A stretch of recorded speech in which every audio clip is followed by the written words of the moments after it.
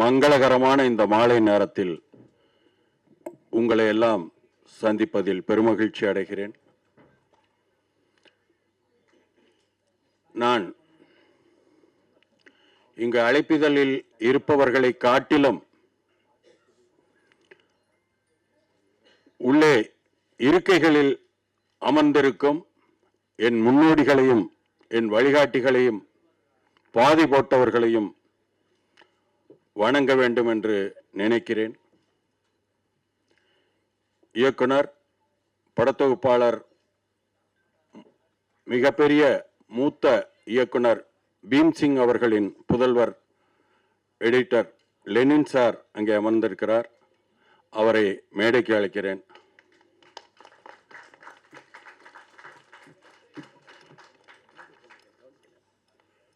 Lenin sir அவர்களை மேடைக்கு அழைக்கிறேன்.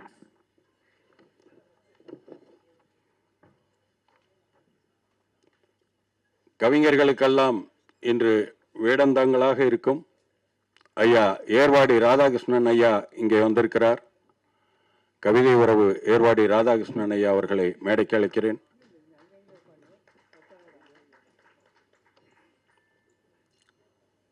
என்னையெல்லாம் சிறு வயதில் ஈர்த்த எழுத்தாளர் தமிழ்வாணனின் வாரிசு இங்கே வந்திருக்கிறார். ரவி தமிழ்வாணன் அவர்களை மேடைக்கு அழைக்கிறேன்.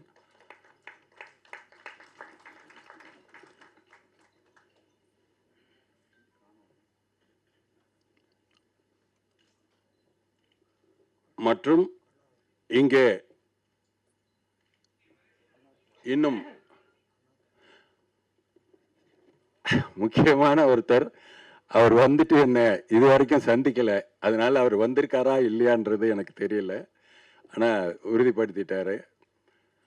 கவியரசு கண்ணதாசன் அவர்களின் வாரிசு என் நண்பன் அண்ணாதுரை அவர்கள் வந்திருக்கிறார். அவரை மேடைக்கு அழைக்கிறேன். மேல வாங்க.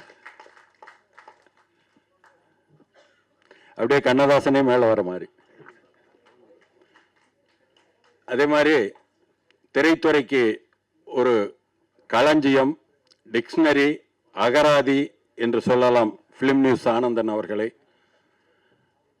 எங்களுக்கெல்லாம் எங்களை பற்றிய விவரங்களே எங்களுக்கு தெரியாது, அவரிடம் கேட்டால் தெரியும் என்கிற மாதிரி இருந்த ஒரு மிகப்பெரிய சான்றோர் ஆன்றோர் அவருடைய புதல்வர் வாரிசு டைமண்ட் பாபு அவர்கள் எங்கள் கலைப்புள்ளி நிறுவனத்தின் 20 ஆண்டு கால ஒரு மக்கள் தொடர்பாளர்.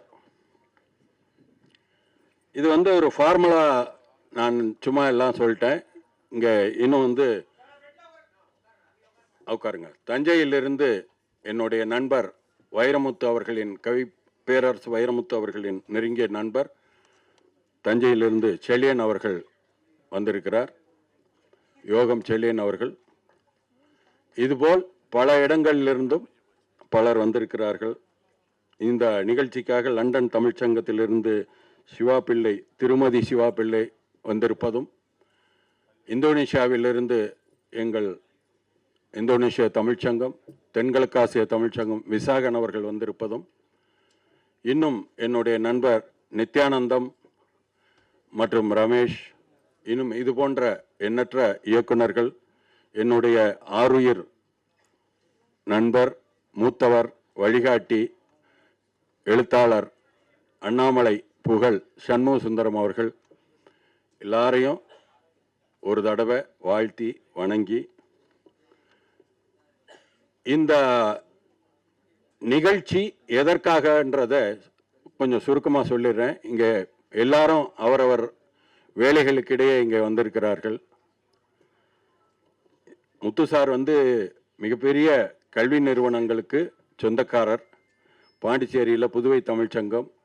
அதே மாதிரி இந்த தள்ளாத வயதிலும், தள்ளாத வயதுன்னு சொன்னால் அவருக்கு கொஞ்சம் வருத்தம் வந்துடும். யாரை பார்த்து சொன்னார், ஒரு இளைஞரை போல் இயங்கிக் கொண்டிருக்கிறார். பாண்டிச்சேரி போனோன்னா அவருடைய உபசரிப்பு. ஆமா, உண்மையிலேயே அப்படி ஒரு ஆர்வமுள்ள அவர் எங்களுக்கெல்லாம் ஆசானாக இருக்கிறார். அவரை வருக வருக என வரவேற்கிறேன். உச்ச நீதிமன்ற வழக்கறிஞர், புதுடில்லியிலிருந்து இங்கே வந்திருக்கிறார் வேலஸ்ரீ. அவர் சர்வதேச மனித உரிமைகள் ஆணையம், குளோபல் விஷன், இந்திய தேசிய ஊழல் எதிர்ப்பு மற்றும் செயல்பாட்டு குழு என பல்வேறு வகைப்பட்ட செயல்பாடுகளில் இருக்கிறவர். அவரையும் வருக வருக என வரவேற்கிறேன். பாருங்க, அதாவது சில சமயங்களில் மறந்துடுவோம், ஆனால் மறக்க முடியாத நபர் ஸ்டில்ஸ் ரவி. அதே மாதிரி மக்கள் தொடர்பாளர் பாரிவள்ளல், 2 பேரையும் மேலே வாங்கன்னு கூப்பிட்றேன். பல பேருக்கு தெரியாது. இப்போ ஒரு கால் இன்னைக்கு ஜெனரேஷன்ல இருக்கிற இயக்குநர்களுக்கு கூட இவர்களை தெரியாமல் இருக்கலாம். அதாவது ரஜினி சாரு, விஜயகாந்த் சாரு, கமலஹாசன், நட்சத்திரங்கள் யாராயிருந்தாலும் இவருடைய புகைப்படத்தால் வாய்ப்பு பெற்றவர்கள் ஆயிரம். எங்கள் யூனிட்டின் ஆஸ்தான ஸ்டில் போட்டோகிராஃபர். அவர் ஸ்டில் போட்டோகிராஃபர்னு சொல்லக்கூடாது, எனக்கெல்லாம் மிகப்பெரிய எப்படின்னா சப்போர்ட் அவர். அந்த மாதிரி பாரிவள்ளல் இன்னும் நாங்கள் இங்கே ஒரு உண்மையாக சொல்லிடுறேன். மோகன் ஆசைப்பட்டது என்னன்னா,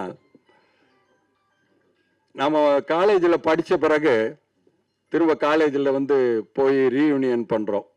அந்த மாதிரி மகேந்திர சார் டீம் எல்லாம் ஒரு தடவை பண்ணணும் அப்படின்னு உண்மையில் ரொம்ப வேட்கையோட மோகன் எங்களுக்கு பார்க்க போனால் பாம் குரோவில் நாங்கள்லாம் வீட்டில் இருந்த நேரத்தை விட பாம் குரோவில் மோகன் அறையில் இருந்த நேரம் தான் அதிகம். அப்படி ஒரு நெஞ்சத்தை கிள்ளுகிற ஒரு சுகானுபவம். அதில் ரவி, அப்புறம் புகைப்பட கலைஞர், அதாவது சினிமாட்டோகிராஃபர் குர்பீத் சிங், அவர் பாவம் அமரர். இது எல்லாத்துக்கும் மேலே நான் இந்த நிகழ்ச்சி தொடங்குறப்பவே உண்மையிலேயே ஒரு பாரதி ராஜாவின் புதல்வர் மனோஜுக்காக ஒரு சில நிமிடங்கள் மௌன அஞ்சலி செலுத்த வேண்டும் என்று எண்ணினேன். எங்கள் விழா எதுவென்றாலும் அப்படி சிரித்த முகத்துடன் உணவு உபசரிப்பும் நட்பும் காட்டும் கின்னஸ் சாதனை படைத்த இட்லி இனியவன் அவர்களையும் அழைக்கிறேன். இது ரீயூனியன் சொன்னேன் இல்லையா, அதில் நாங்கள் இப்போ யூனியன்னா செல்வமணி சார், பேரரசு, அப்படிதான். நாங்கள் காலையில் கூட ஒரு 3/4 மணி நேரம் பேசிக்கிட்டு இருந்தோம். விழா இன்னைக்கு வச்சுட்டு நான் எல்லாருக்கும் ஃபோன் பண்ணிட்டு அவர்கிட்ட. அந்த மாதிரி எனக்கும் என்னை யார் என்கிற படத்தின் மூலம் அறிமுகப்படுத்தியதால் எனக்கு ஒரு இன்னைக்கு சென்னையில் மிகப்பெரிய அடையாளத்தை, சென்னையில் இல்லை, தமிழ்நாட்டில் இல்லை, இந்தியாவில் இல்லை, உலகத்திலேயே ஒரு அடையாளத்தை, யார் கண்ணன், அதாவது தமிழில் 2 எழுத்து போட்டால் உலகம் பூரா அந்த ஒரே பெயர் தான், அந்த அடையாளத்தை எனக்கு ஏற்படுத்தி கொடுத்த தானு சார். ஆனால் அந்த ஆரம்பமும் ரொம்ப சாதாரண ஆரம்பம். யார் படத்தோட ஆரம்பம். ஏன் இதை நான் சொல்கிறேன்னா, மகேந்திர சாருக்கும் தானு சாருக்கும் என்ன தொடர்புன்னு பல பேருக்கு தெரியாதில்ல. கை கொடுக்கும் கைன்னு மகேந்திர சார் டைரக்ட் பண்ண படம், ரஜினி சார் ஹீரோ, ரேவதி, ராஜலட்சுமி எல்லாரும் நடித்த படம், சௌகா ஜானகி அம்மாலாம் அதில் இருக்காங்க. தானு சார் அந்த ஒரு நிகழ்ச்சி மட்டும் பிறகு சொல்லுவார். அதில் NSCTT அவர் வாங்கியிருந்தார் தானு சார். அதனால் அவரோட நண்பர் ஜி சேகரன், வேலூர்லேருந்து பி சூரி, இந்த 3 பேரும் அந்த NSCTT வாங்கியிருந்தாங்க. தானு சார் அப்போது இப்போ இன்றைக்கு உலகம் அறிந்த தயாரிப்பாளர் இல்லை, விநியோகஸ்தர். ஆனால் அந்த இப்போ எப்படி இருக்காரோ அப்படி தான் இருப்பார். நான் எப்போவுமே சொல்லுவேன், இப்படி கையை விட்டாருன்னா எவ்வளோதான், அதுக்கு கேஷ் தனியாலாம் பையெல்லாம் கிடையாது. அந்த மாதிரி அப்படி ஒரு எல்லாமே ஆரம்பம் சாதாரணமாக இருக்கும் என்பதற்காக நான் இந்த ஆரம்பம் கூட இப்போ இன்னைக்கு சாதாரணமாக தான் தெரியுது. ஆனால் இது கூட நாளைக்கு உலக அளவிற்கு போக வாய்ப்பு இருக்கிறது, எல்லா நாடுகளுக்கும் இந்த அகாடமி. ஏன்னா தமிழ்நாட்டில் ஆரம்பிக்கப்பட்ட இயக்கங்கள், அமைப்புகள் எல்லாவற்றிற்கும் உலக அளவில் மிகப்பெரிய ஒரு வரவேற்பு உண்டு என்பதை களஞ்சியம் உண்மையாகவே ஒத்துக்குவார். அந்த அளவிற்கு மிகப்பெரிய ஒரு அமைப்பாக இது வரும். தானு சாருக்கு அப்புறம் அந்த மோகனை சொல்லணுன்றதுக்காக எதுக்காகனா, எல்லாரும் சந்திக்கணும், நம்ம எல்லாரும் ஒன்று சேருவோம் அப்படின்றப்போ, முத்துலிங்க சார் எப்படி இதில் என்ன முத்துலிங்க சார் உதிரிப்பூக்களில் பாட்டு எழுதி அதை இளையராஜா பக்கத்தில் உட்காந்துக்கிட்டு காப்பி எடுத்த அசிஸ்டன்ட் டைரக்டர் தான் நான். அதாவது நானே ஒரு பாடலாசிரியர். நான் பக்கத்தில் ஒரு காப்பிரைட்டராக இருந்து ஒரு சாரோட பாட்டை பாம் குரோவில் காப்பி எடுத்துக்கிட்டு இருந்தேன்.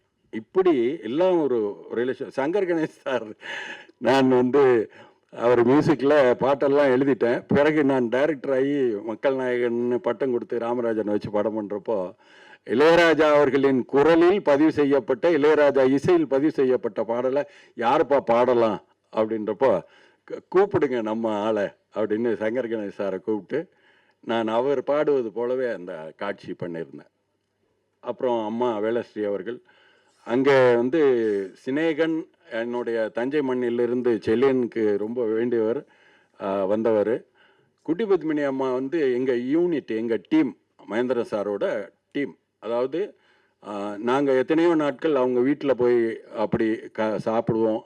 அப்படி ஒரு உபசரிப்போடு அவங்க கோடம்பாக்கத்துலேயும் இருந்தப்போ அவங்க வந்து ஒரு மகேந்திர சாரை வந்து ஒரு சொந்த சகோதரராக நினச்சி அவங்களுக்கு மகேந்திர சாருக்கே பிறகு வாய்ப்பு கொடுக்குற அளவுக்கு தயாரிப்பாளராக உயர்ந்தார் குட்டிப்பதினார். இப்போவும் என்னன்னா, இப்போ எனக்கு உரிமை இருக்குன்றதுனால நான் வந்து என்ன இதுவாக இருந்தாலும் டிஸ்டர்ப் பண்ணுறப்போ, இப்போவும் நேற்று கூட என்ன சொல்கிறாங்கன்னா, நீங்கள் ஆரம்பிங்க, நாம் அதை வந்து பெரிய அளவுக்கு கொண்டு போயிடுவோம் அப்படின்ற அப்படி ஒரு நம்பிக்கை விதைகள். அதே மாதிரி கண்ணதாசன் வாரிசு அண்ணாதுரை வந்து உதிரிப்பூக்களுக்கு அடுத்து நாங்கள் பண்ண படம் பூட்டாத பூட்டுக்கள்னு பொன்னிலன் அவர்களின் கதை. லெனின் சார் எல்லாத்துக்கும் எங்களுக்கு சாட்சியாக அப்படியே இருக்கார். லெனின் சார் இல்லாமல் நாங்கள் இல்லை.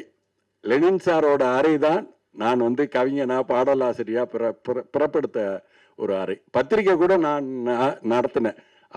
அவர் சொல்லி அகராதின்னு ஒரு பத்திரிக்கை ஆரம்பித்து அப்படி ஒரு கண்ணுன்னு என்னை செல்லமா என்னை வந்து ஞானத்தந்தை போல் இருந்து நடத்தியவர் அவர். ஆனால் இன்னைக்கு இளமையாக இருக்கிறாரு. ஆனால் எளிமை வந்து முத்துலிங்க சார்ட்ட எப்படி கற்றுக்கணுமோ, 50 வருஷமாக வந்து இருக்காருன்னு நாங்கள் முந்தா நாள் நாரதகான சபாவில் அவருக்கு பெரிய விழா பண்ணிட்டோம். 52 ஆண்டுகள் 53 ஆண்டுகள். ஆனால் முத்துலிங்க சார் வந்து ஒரு தெக்கத்தி சீமையிலிருந்தோ ஒரு வில்லேஜில் இருந்தோ வந்து அந்த எளிமையாக இருக்கிறாரு.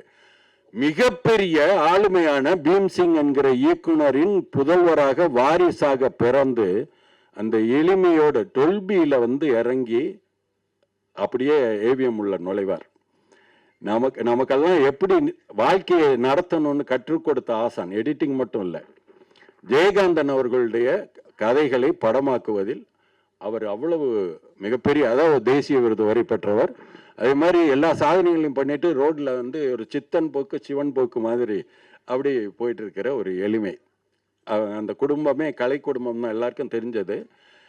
லெனின் சார்னால தான், லெனின் சார், ஸ்டில்ஸ் ரவி, இந்த மாதிரி பல பேரோட ஒத்துழைப்பு, அந்த ஊக்கம், அதனால தான் நான் வந்து இயக்குனராகவும் பாடலாசிரியராகவும் ஆனேன். அதுக்கெல்லாம் வந்து எல்லாமே ஒரு திறமை இருக்கு, ஆற்றல் இருக்கு, இவங்க அறிவு சார்ந்தவர்கள் அப்படின்னா அதை எங்கேயாவது இந்த மாதிரி வெளிச்சம் போட்டு காட்டுறதுக்கு யாராவது வரணும்னா ரவி மூலமாக அந்த மாதிரி வெளிச்சம் போட்டு காட்டப்பட்டவர்கள் ஏராளம். அதற்கு பிறகு இப்போ சினேகன் சொல்லியாச்சு, அம்மா சொல்லியாச்சு, இங்கே பேரரசு சாரை நான் சொல்லாமல் இருக்க முடியாது. எனக்கு திரைப்படத்துறையில் கும்கிக்கு முன்னாடி நடிக்கிறதுக்கான ஒரு வாய்ப்பை ஏற்படுத்தி அந்த வாசலை திறந்து விட்டது பேரரசு அவர்கள். பழனின்ற படத்தில் நான் நடித்த பிறகு அதுவும் பெரிய காம்படிஷனில் வந்து காஜல் அகர்வால் நடித்த முதல் படம். பரத் ஹீரோவாக நடித்தார், குஷ்பு, நான் எல்லாம் ஒரு நல்ல எனக்குள்ள ஏதோ ஒரு நடிகன் இருக்கான்றதை காட்டினார். இன்றைக்கு இயக்குனர் சங்கத்தோட மிகப்பெரிய பொறுப்பில், அதாவது வரிசையாக அவர் பொருளாளராக இருந்து இப்போ செயலாளராக இருந்து செல்வமணி சார் வந்து இப்போ கவலை இல்லாமல் இருக்கார் பேரரசு இயக்குனர் சங்கத்தில் இருக்கிறதுனால. அந்த அளவிற்கு அப்படி எங்களுக்கு எழுத்தாளர் சங்கத்திலும் அவர் செயற்குழு உறுப்பினராக இருக்கார். அவ்வளோ மனம் விட்டு பேசக்கூடிய அளவிற்கு அவரும் வந்து எளிமையின் ஒரு உதாரணம். ஏன்னா எல்லா ஹீரோவையும் வச்சு படம் பண்ணிட்டார். இப்போ எல்லா யூனியன் ஆக்டிவிட்டீஸ்லேயும் அவருக்கு வந்து அத்துப்படின்ற அளவுக்கு ஞானம் வந்துடுச்சு. அப்புறம் நம்ம இட்லி நிவன் சார், கலைஞர் சார் சொல்லிட்டேன், என்னோட மண். அங்கேருந்து வந்து அருமையான படங்கள், நல்ல படங்கள்லாம் பண்ணார். நான் காலையில் அவர்கிட்ட சொன்னேன், இந்த அரசியலில் விட்டுருந்தா நல்ல டைரக்டரா ரைட்டரா நீங்கள் வந்திருக்கலாமே. இப்போ வந்து அதாவது இது ஒரு சும்மா ஒரு தோழமையோட உரிமையோட கலைஞ்சதுக்கிட்ட நான் சொல்கிறது. ஏன்னா என்ன அண்ணன்னு அப்படி ஒரு உரிமையோடு கூப்பிட்றவர், என் மண் சார்ந்தவர். நான்லாம் சினிமாவுக்கு வந்ததுனால அவர் வந்தார். அதே மாதிரி நான் எந்த நிகழ்ச்சியாக இருந்தாலும் களஞ்சியத்தை கூப்பிடுவேன். ஒரு பத்திரிக்கை ஆரம்பிக்கிறதா இயக்குனர் சங்கத்தில் ஆரம்பித்தோம். செல்வமணி சார் நாங்கள் எல்லாம் சேர்ந்து களஞ்சிய சாரை கூப்பிட்டு வாங்க வாங்க என் கூட வேலை செய்யுங்க அப்படின்னு. அந்த மாதிரி ஒரு களஞ்சியம் சார்.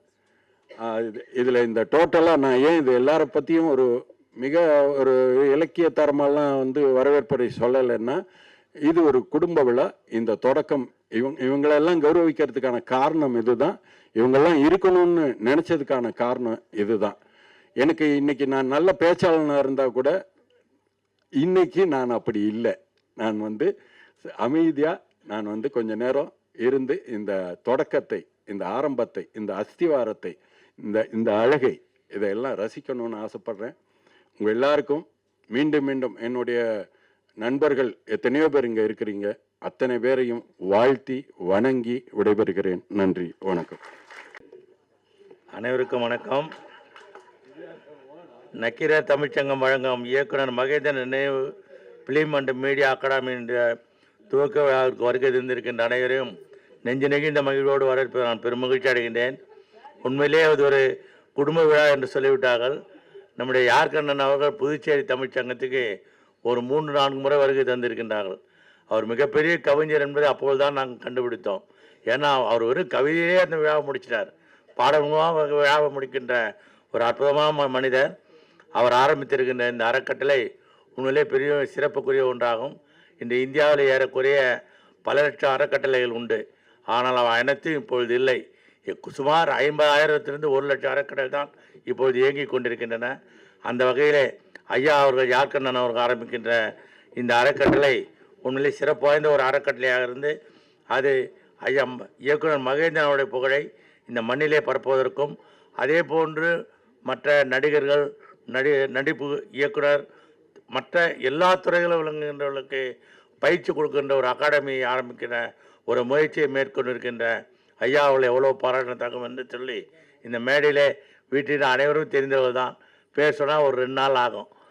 இருந்தாலும் மேடையில் அன்பிற்கினிய அருமை நண்பர் ஐயா கலைப்புடி தானும் உள்ளிட்ட ஐயா மூத்த மேனாள் அரசவை கவிஞர் ஐயா கவிஞர் முத்துலிங்கம் சிநேகன் உள்ளிட்ட மேடையிலே விட்டிருக்கின்ற ஐயா திரைப்பட சங்க தலைவர் ஆர்கே செல்லுமணி ஐயா உள்ளிட்ட அனைவருக்குமே என் நெஞ்ச நெகிழ்ந்த மகிழ்ச்சியை தெரிவித்து இந்த அறக்கட்டளை சிறப்போடு வழங்க வேண்டும். நானே ஏறக்குறைய ஒரு 6 அறக்கட்டளை வச்சுருக்கேன். என் அறக்கட்டளை என்னன்னா, நான் மாணவர்களுக்கு கல்வி வழங்குவது மட்டும்தான் என் அறக்கட்டளை வேலை. சமூக சேவை என்பதை காட்டிலும் கல்வி ஒன்றுதான் உலகத்திலே உயர்வானது. அந்த கல்வியை வழங்க வேண்டும் என்று பல்வேறு நிலைகளிலே அந்த அறக்கட்டளை நடத்தி கொண்டிருந்தோம். ஆனால் இதுவரை யாரிடம் நன்கொடை வாங்காத ஒரு அறக்கட்டளையாக அதை தொடர்ந்து நடத்தி கொண்டிருக்கின்றேன். ஆக ஏறக்குறைய 40 ஆண்டு காலத்துக்கு மேலாக அந்த அறக்கட்டளை நடத்தி வருகின்ற அந்த பெருமை எனக்கு உண்டு. இருந்தாலும் அறக்கட்டளை ஆரம்பிக்க கடினம், அதை நடத்துவது அதை விட கடினம், அதை சிறப்பாக நடத்துவது அதற்கு மேலும் கடினம். ஆக அந்த சிறப்பான ஒரு அறக்கட்டளையாக நிறுவி எல்லோருக்கும் பயிற்சி கொடுத்து திரைப்பட உலகத்தில் பெருமைமிகு பல நடிகர், தயாரிப்பாளர்கள் மற்றும் பல வகையில் அந்த திரைப்படத்தை உருவாக்க வேண்டும் என்று என்னுடைய அவாவினை நான் தெரிவித்துக்கொண்டு நல்ல ஒரு வாய்ப்பை அளிக்க ஐயா மக்கிர தமிழ்ச்சங்க தலைவர் பாஸ்கரன் அவர்களுக்கும் மீண்டும் ஒரு ஐயா யார்கண்ணன் முனைவர் யார்கண்ணன் அவர்களுக்கு நன்றி பாராட்டி விடைபெறுகின்றேன். நன்றி, வணக்கம். மேடையில் விட்டிருக்கின்ற அனைத்து பெரியவர்களுக்கும், விழாவை சிறப்பித்துக் கொண்டிருக்கின்ற அனைத்து நண்பர்களுக்கும் முதற்கண் வணக்கம். குறைவாக பேசணும்னு வேறு சொல்லிட்டாங்க. மகேந்திரன் சாரை பற்றி சொல்கிறதுக்கு முன்னாடி ஒரு சின்ன விஷயம் என்னென்னா, என்னுடைய வாழ்க்கையில் பல ஃபஸ்ட்டு மகேந்திரன் சார்னு சொல்லலாம். எனக்கு முதல்ல ஒரு படத்தில் நடிக்க வாய்ப்பு கொடுத்தது. அதுக்கப்புறம் டப்பிங் பேச வந்தது. அப்புறம் சிவாஜி கணேசன் அவர்களுக்காக நான் போய் ஒரே இயக்குனராக இருந்திருந்து நிறைய விஷயங்கள். அதே மாதிரி இங்கே உட்காந்துருக்க அருமை சகோதரர் மோகன் அவர்கள் முதல் படம் நடிக்கும்போது தினமும் அவர் ரூமில் ரவி சார், மோகன், பிரீத்து எல்லாரும் சாயந்தரம் அவங்க போயிட்டு அங்கேருந்து அப்படியே நடந்து டிரைவன் உட்லண்ட்ஸ் போயிட்டு வருவோம். இது ஒரு மெமரிங்கிறது கூட ஒரு சந்தோஷமான நினைவுகள், ஒரு குடும்பமாக இருந்த ஒரு காலகட்டம். மகேந்திரன் சார் பேரில் ஒரு இன்ஸ்டிடியூட், நிறைய பேசணும். ஆனால் நிச்சயமாக மகேந்திரன் சாருக்கு உள்ள சிறப்புகள் அனைத்துமே இந்த மகேந்திரன் நினைவு ஃபிலிம் அண்ட் மீடியா அகாடமி அதே போல பெற்று பெரும் அளவில் பெரும்போழும் அடைய வாழ்த்துக்கிறேன். நன்றி. வாழ்க வையகம், வாழ்க வளமுடன்.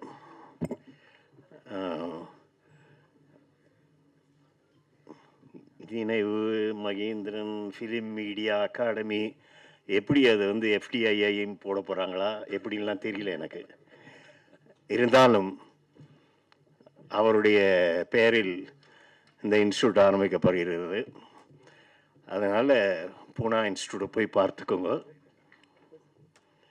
சத்யத்ரே அவருக்கு விரும்பிய ஒரு டைரக்டர், மகேந்திர சாருக்கு விரும்பிய ஒரு டைரக்டர். சத்யத்ரே இன்ஸ்டியூட்டை போய் பார்த்துருங்க. அதுக்கப்புறம் முதலில் ஆரம்பிக்கப்பட்ட நம்ம தமிழ்நாடு இன்ஸ்டியூட் ரொம்ப பேருக்கு தெரியல, இங்கே தான் ஆரம்பித்தாங்க முதல்ல. அந்த இன்ஸ்டியூட்டையும் பார்த்துக்கோங்க. அதிலெல்லாம் என்னென்ன பண்ணுறாங்க பார்த்துக்கிட்டு இன்னும் இம்ப்ரூவைசேஷன் எப்படிலாம் பண்ணணுன்றது பண்ணிட்டிங்களா நல்லது. அதுதான் வாழ்த்துக்கள். அவர் ஏதோ நிறையா சொல்லிகிட்டு இருந்தார். ஓடின படத்தில் நம்ம பேர் இருந்திருக்கு, அவ்வளோதான். சிம்பிளாக அப்படி ஃப்ரேம் இன் பண்ணி பார்க்குறாரு மோகன். எவ்வளோ படத்தில் அது மாதிரி பார்த்துருப்பாரு. நாங்களும் ஃப்ரேம் இன் பண்ணுறதுக்கு முன்னாடியே கட் பண்ணிலாம் போயிருக்கோம். அதனால் அவர் தான் சொன்னார். அதனால் நல்ல பாடங்கள் எல்லார்கிட்டேருந்து தெரிஞ்சுக்கிட்டோம். அதே மாதிரி இன்ஸ்டியூட்டில் போகும்பொழுது லேர்னிங் ப்ராசஸ் தான் நமக்கு. இன்னும் கற்றுக்கொண்டு இருக்கிறேன். 1900 நம்ம இவர் இருக்கார், சைலண்ட்டாக இருப்பார், ஆனால் சிரிப்பார். யார் கண்ணன்ற கொடுத்த பேரை கொடுத்த கலைப்புலி தானு அவர்கள் அந்த டைமில் எடுக்கும்போதெல்லாம் யார் படம் எடுக்கும்பொழுது அவர் கூட இருந்த இன்னொருத்தருக்கு வந்து நடிக்க வைக்கிறாரு. அது மாதிரிலாம் ரொம்ப தைரியமான ஒரு ப்ரொடியூசர். எனக்கு ஒரு 3.5 லட்சம் ரூபா கொடுத்துருக்காரு. அது கொடுக்க மாட்டேன் நான். ஏன்னா ஓடாத படத்தை தான் நான் டைரக்ட் பண்ணுவேன். அதனால ஏதோ அவார்டு ஃபிலிம் மேக்கர் அப்படின்னு நினச்சிக்கிறாங்க. அப்படிலாம் கிடையாது. ரிவார்டு தான் முக்கியம். அப்படி தான் இருக்குது. அது நல்ல ஒரு விஷயத்த இவர் பண்ணியிருக்காரு யார் கண்ணன் அவர்கள். அதனால் நல்லபடியாக இந்த இன்ஸ்டியூஷன் பெருசாக வந்து இளைஞர்களுக்கு மாத்திரம் இல்லை, என்னை போல இளைஞர்களுக்கும் இன்னும் அது உதவும் என்று சொல்லி கொண்டு, ஏன்னா 1995 1965 ஜனவரி 15 சாந்தாராம் ஸ்டுடியோவுக்கு போயிட்டேன். இப்போ 61வது வருஷம் போயிட்டுருக்கு. இன்னும் ஃபிலிம் எடிட்டிங் பண்ணிகிட்ருக்கேன். டைரக்ஷனும் அடுத்த மாதம் அநேகமாக தானு சார்கிட்டே வருவேன்னு நினைக்கிறேன். நிச்சயம் பண்ணுவார் அவர். அது மாதிரி ஒரு ஆள் அவர். அதனால் இந்த இன்ஸ்டியூஷன் வாழ்க வளர்க என்று சொல்லி வாழ்த்துக்கிறேன். நிகழ்வில் பங்கேற்றிருக்கிற உறவுகள் அனைவருக்கும் வணக்கம்.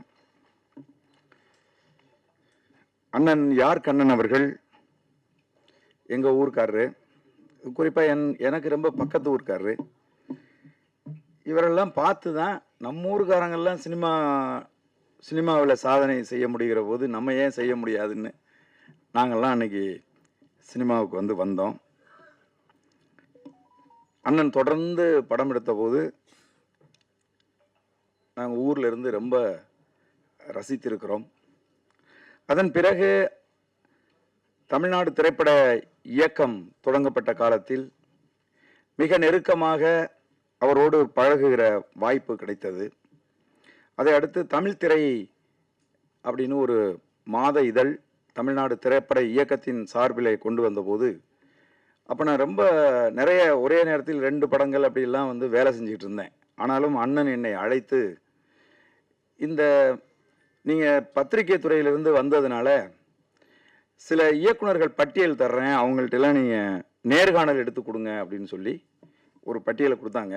அதில் முதல் இடத்துல மதிப்புக்குரிய இயக்குனர் பாலுமகேந்திரா அவர்களினுடைய பெயர் இருந்தது. அவரை நான் நேர்காணல் செய்து அந்த இதழில் வந்துச்சு. அடுத்தது மதிப்புக்குரிய இயக்குனர் KS ரவிக்குமார் அவர்களினுடைய பெயர் இருந்தது. இப்படி வரிசையாக அந்த பெயர்கள் இருந்தது. அவர்களையெல்லாம் சந்தித்து ஒரு விரிவான நேர்காணல் செய்கிற வாய்ப்பை எனக்கு அண்ணன் யார் கண்ணன் அவர்கள் ஏற்படுத்தி கொடுத்தாங்க. முழு சுதந்திரமாக அதை நான் செய்ய முடிஞ்சுது.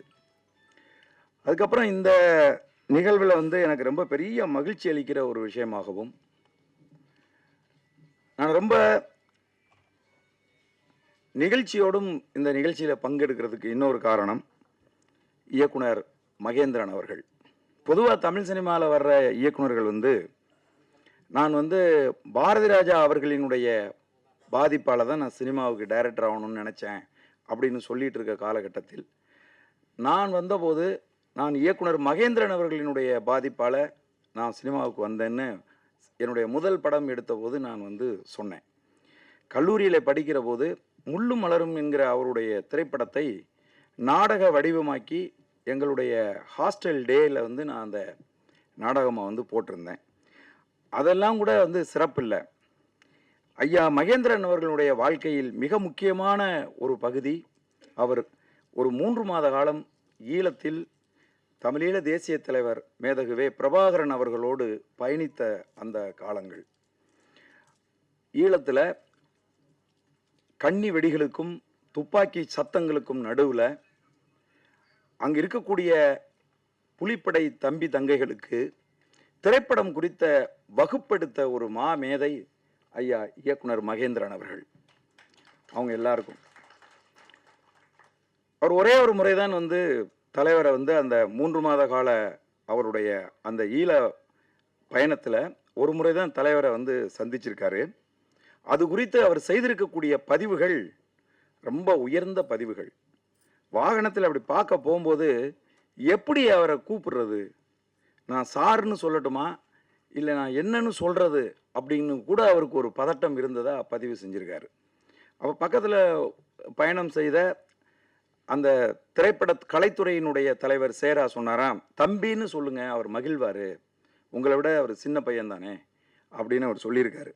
ஆனால் அந்த கம்பீரமான அந்த தோற்றத்தை பார்த்த உடனே தம்பி என்று சொல்வதற்கு கூட என்னால் முடியவில்லை, ஐயா என்று நான் சொல்லிவிட்டேன் அப்படின்னு பதிவு செய்திருக்காரு. அவருடைய பெயரில் தொடங்கப்படுகிற இந்த ஃபிலிம் மீடியா அகாடமி நிகழ்வில் பங்கேற்றதை பெருமையாகவும் மகிழ்வாகவும் கருதுகிறேன். அண்ணன் யார் கண்ணன் அவர்களுக்கு என்னுடைய வாழ்த்துக்கள். நன்றி, வணக்கம். அனைவருக்கும் வணக்கம். மிகப்பெரிய ஆளுமைகள் அடங்கிய இந்த மேடையில் அடியனுக்கும் ஒரு இடம் கொடுத்து இந்த நிகழ்வில் கலந்து கொண்டு வாழ்த்த வாய்ப்பளித்த யார் கண்ணன் அவர்களுக்கும், எங்களை எல்லாம் இன்னைக்கும் ஒரு படி உயர்த்தி கொண்டே இருக்கக்கூடிய எங்கள் அண்ணன், எங்கள் ஐயா தமிழ்ச்சங்க தலைவர் முத்து அண்ணாச்சி, மீடியா பாஸ்கர் உள்ளிட்ட அத்தனை பேருக்கும் நன்றி தெரிவித்துக் கொண்டு இந்த விழா சிறப்படைய என்னுடைய வாழ்த்துக்களை தெரிவித்து விடைபெறுகிறேன். நன்றி, வணக்கம். மேடையில் இருப்பவர்களுக்கும் இங்கே இருக்கிற எல்லாருக்குமே பணிவான வணக்கத்தை தெரிவிச்சுக்கிறேன். மகேந்திரன் சார் மேலே இப்படி ஒன்று ஆரம்பிக்கிறது வந்து ரொம்ப சந்தோஷமான விஷயம். ஏன்னா நான் வந்து என்னுடைய வாழ்க்கையில் ஒரு லவ் மேரேஜ் பண்ணி ஒரு குழந்தை பெற்று ரொம்ப ஒரு கஷ்டமான ஒரு நிலைமையில் இருந்தேன். அப்போ தான் வந்து சினிமா இண்டஸ்ட்ரி ஃபுல்லாகவே வந்து பெண்கள் ஒப்ளைஜ் பண்ணாதான் வேஷங்கிற மாதிரி ஒரு பரிமாணத்தை நோக்கி போயிட்டு இருந்துச்சு. அப்போ மகேந்திர சாரை போய் நான் பார்த்த உடனே எந்த வித எதிர்பார்ப்பும் இல்லாமல் எனக்கு ஒரு வேஷம் கொடுத்தாரு. அந்த நன்றியை வந்து என்னால் மறக்கவே முடியல. அப்போ அவர் வீடு வந்து ரொம்ப நாளைக்கு அப்புறம் நான் பெரிய ப்ரொடியூசராக மாறினேன். அப்போ அவர் வீடு ஜப்திக்கு வருதுன்னு தெரிஞ்ச உடனே நிஜமான உயரங்கள் அப்படின்னு ஒரு சீரியல் நான் ப்ரொடியூஸ் பண்ணிகிட்டு இருந்தேன். உடனே அவரை கூப்பிட்டு அவரை கொடுத்து அந்த வீட்டை வந்து காணிக்கையாக நான் வந்து என்னால் மீட்டு கொடுக்க முடிஞ்சது. அது எனக்கு ஒரு ரொம்ப சந்தோஷமான ஒரு விஷயம். நான் வந்து கவர்மெண்ட்டோட அஃபிலியேஷன் வாங்கி வச்சுருக்கேன் காலேஜுக்கு. ஆக்சுவலாக எனக்கு டைம் இருக்கலை. ஏன்னா நான் எப்போல்லாம் வந்து ஏதாவது ஒன்று பண்ணணும்னு நினைக்கிறேனோ உடனே ஒரு ஹிந்தி சீரியல் வந்துடும். இப்போ நான் ஹிந்தியில் வந்து 3 சீரியல் பண்ணிகிட்ருக்கேன். அதுவும் எனக்கு ரொம்ப பிடிச்சது மைத்தாலஜி. ஸோ நான் மைத்தாலஜி சீரியலாக பண்ணிகிட்ருக்கேன். இந்த மாமியார் மருமகள் சண்டை வேண்டாம் அப்படிங்கிறதுக்காக. ஏன்னா அதனால் ஜனங்களுக்கு நமக்கு சொல்கிறது எந்த விதமான நல்ல விஷயமும் கிடையாது. ஸோ அப்போ கண்ணன் சார் சொன்ன உடனே நான் சொன்னேன், சார் அஃபிலியேஷன் வந்து என்கிட்ட இருக்குது. நான் சொல்லலை, இப்போ இங்கே சொல்கிறேன். அஃபிலியேஷன் இருக்குது. ஸோ உங்கள் ஸ்டூடெண்ட்ஸுக்கு கவர்மெண்ட் சர்டிஃபிகேட்டே நம்மளால் கொடுக்க முடியும். அது மட்டும் இல்லை, இதை வந்து இன்னொரு விஷயமும் நான் சொல்லணும். எனக்கு ரொம்ப நாள் ஆசை, Balu Mahendra sir, Mahendran sir Balachander sir, இந்த மாதிரி ஒவ்வொருத்தர் பேர்லையும் சாந்தராம் அவர்கள், குருதத் அவர்கள், இப்படி எல்லார் பேர்லையும் சத்யஜித் ரே அவர்கள் ஒரு award, pan India award function ஒன்று நடத்தணும்னு எனக்கு ரொம்ப ஆசை, வருஷம் நடத்தணும்னு. ஸோ நான் கண்ணன்ட்ட சொன்னேன், இவ்வளோ நல்லா பண்ணுறீங்கன்னா please conduct an award function and அதுக்கு தேவையான ஃபண்ட்ஸ் பூரா என்னால் கொண்டு வந்து தர முடியும், அதை நல்லபடியாக நம்மளால் பண்ண முடியும். பட் எது ஒன்றையும் நம்ம ஒழுங்காக பண்ணணும். சும்மா ஒரு இவங்களா டிசைட் பண்ணிட்டு 30 நாளில் வந்து டிசைட் பண்ணிட்டோம் 30 நாளில் கொண்டாங்கன்னா பாம்பேலாம் அப்படி நடக்கவே நடக்காது. நம்ம ஒரு சிஸ்டமேட்டிக்காக ஒன்று பண்ணி கார்ப்பரேட் ஃபீல்டுக்கு எப்படி வேணுமோ ஒரு 6 months 1 year மாதிரி அதை கரெக்டாக நம்ம பிளான் பண்ணி பண்ணோன்னா நெத்தடி மாதிரி எவ்ரி இயர் செய்ய முடியும். கண்டிப்பாக அந்த பேரில் இருக்க விருதை வாங்குறதுக்கு எல்லா நடிகர்களுமே முன் வருவாங்க அப்படிங்கிறது என்னுடைய அபிப்பிராயம். இப்படி ஒரு நல்ல நிகழ்ச்சிக்கு என்னுடைய மனமார்ந்த வாழ்த்துக்கள். ஒரு சகோதரியாக, ஏன்னா கண்ணன் சார் எங்கள் சீரியலில் நிறைய ஆக்ட் பண்ணியிருக்காரு. ஜீவாக்கா வந்து அவங்க எனக்கு வந்து என்ன சொல்கிறது, ஒரு கூட பிறந்த சகோதரி தான். ஸோ நான் அடிக்கடி அவங்க வீட்டுக்கு போகிறது இல்லையே தவிர அவங்க நல்லா இருக்கணும்னு எப்போவுமே நினைக்கிறேன். என்னால் எவ்வளோ முடியுமோ, ஏன்னா எனக்கு 2 சகோதரர்கள், 2 பேருமே இப்போ உயிரோட இல்லை. எங்கள் அண்ணன் பெரிய இன்ஸ்டியூட்டில் இருந்தார், ஃபிலிம் இன்ஸ்டியூட்டில். ஸோ கண்ணன் தான் என்னுடைய சகோதரர். என்ன வேணாலும் நான் செய்ய தயாராக இருக்கேன். தேங்க்யூ. அனைவருக்கும் வணக்கம். ஒரு உணர்வுபூர்வமான விழாவில் எனக்கு ஒரு நாற்காலி கிடைத்ததுக்காண்டி நான் நன்றி சொல்கிறேன். இங்கே வந்ததுக்கு பிறகு தான் தெரியுது இது ரீயூனியன்னு கன்ஃபார்ம் ஆகிடுச்சு. நான் கூட பார்த்தேன் திரைத்துறையில் ஒவ்வொரு ஜாம்பவானும் ஒவ்வொரு திசையை நோக்கி ஓடிக்கிட்டே இருக்காங்களே, எந்தெந்த காலகட்டத்திலலாம் இவங்க தனக்கான ஆளுமையை நிரூபிச்சிருப்பாங்கன்னு நினச்சேன். அப்படி நினச்சி நான் வந்து பள்ளி பருவத்திலேயே நான் ரசிகர் மன்றம் வச்சது அண்ணன் மோகனுக்கு அவர்கள் தான். அதான் நான் சொல்லியிருக்கேன் நான். ஏன்னா அப்போல்லாம் அந்த எங்கள் ஊர் பக்கம் வரும்போது தஞ்சாவூர் அந்த கிராமங்களுக்கெல்லாம் படம் வரும்போது 2வது ரிலீஸில் தான் வரும். அது ஃபஸ்ட்டு ரிலீஸெல்லாம் இப்போ கிடையாது இல்லைங்களா. அப்போ வந்து இந்த பாடு நல்லா வேணும் ஒரு படம், மலையோரம் வீசுங்காத்த ஒரு படத்துக்காக வேண்டி 9 நாள் தேட்டரில் ஓடுனுச்சு.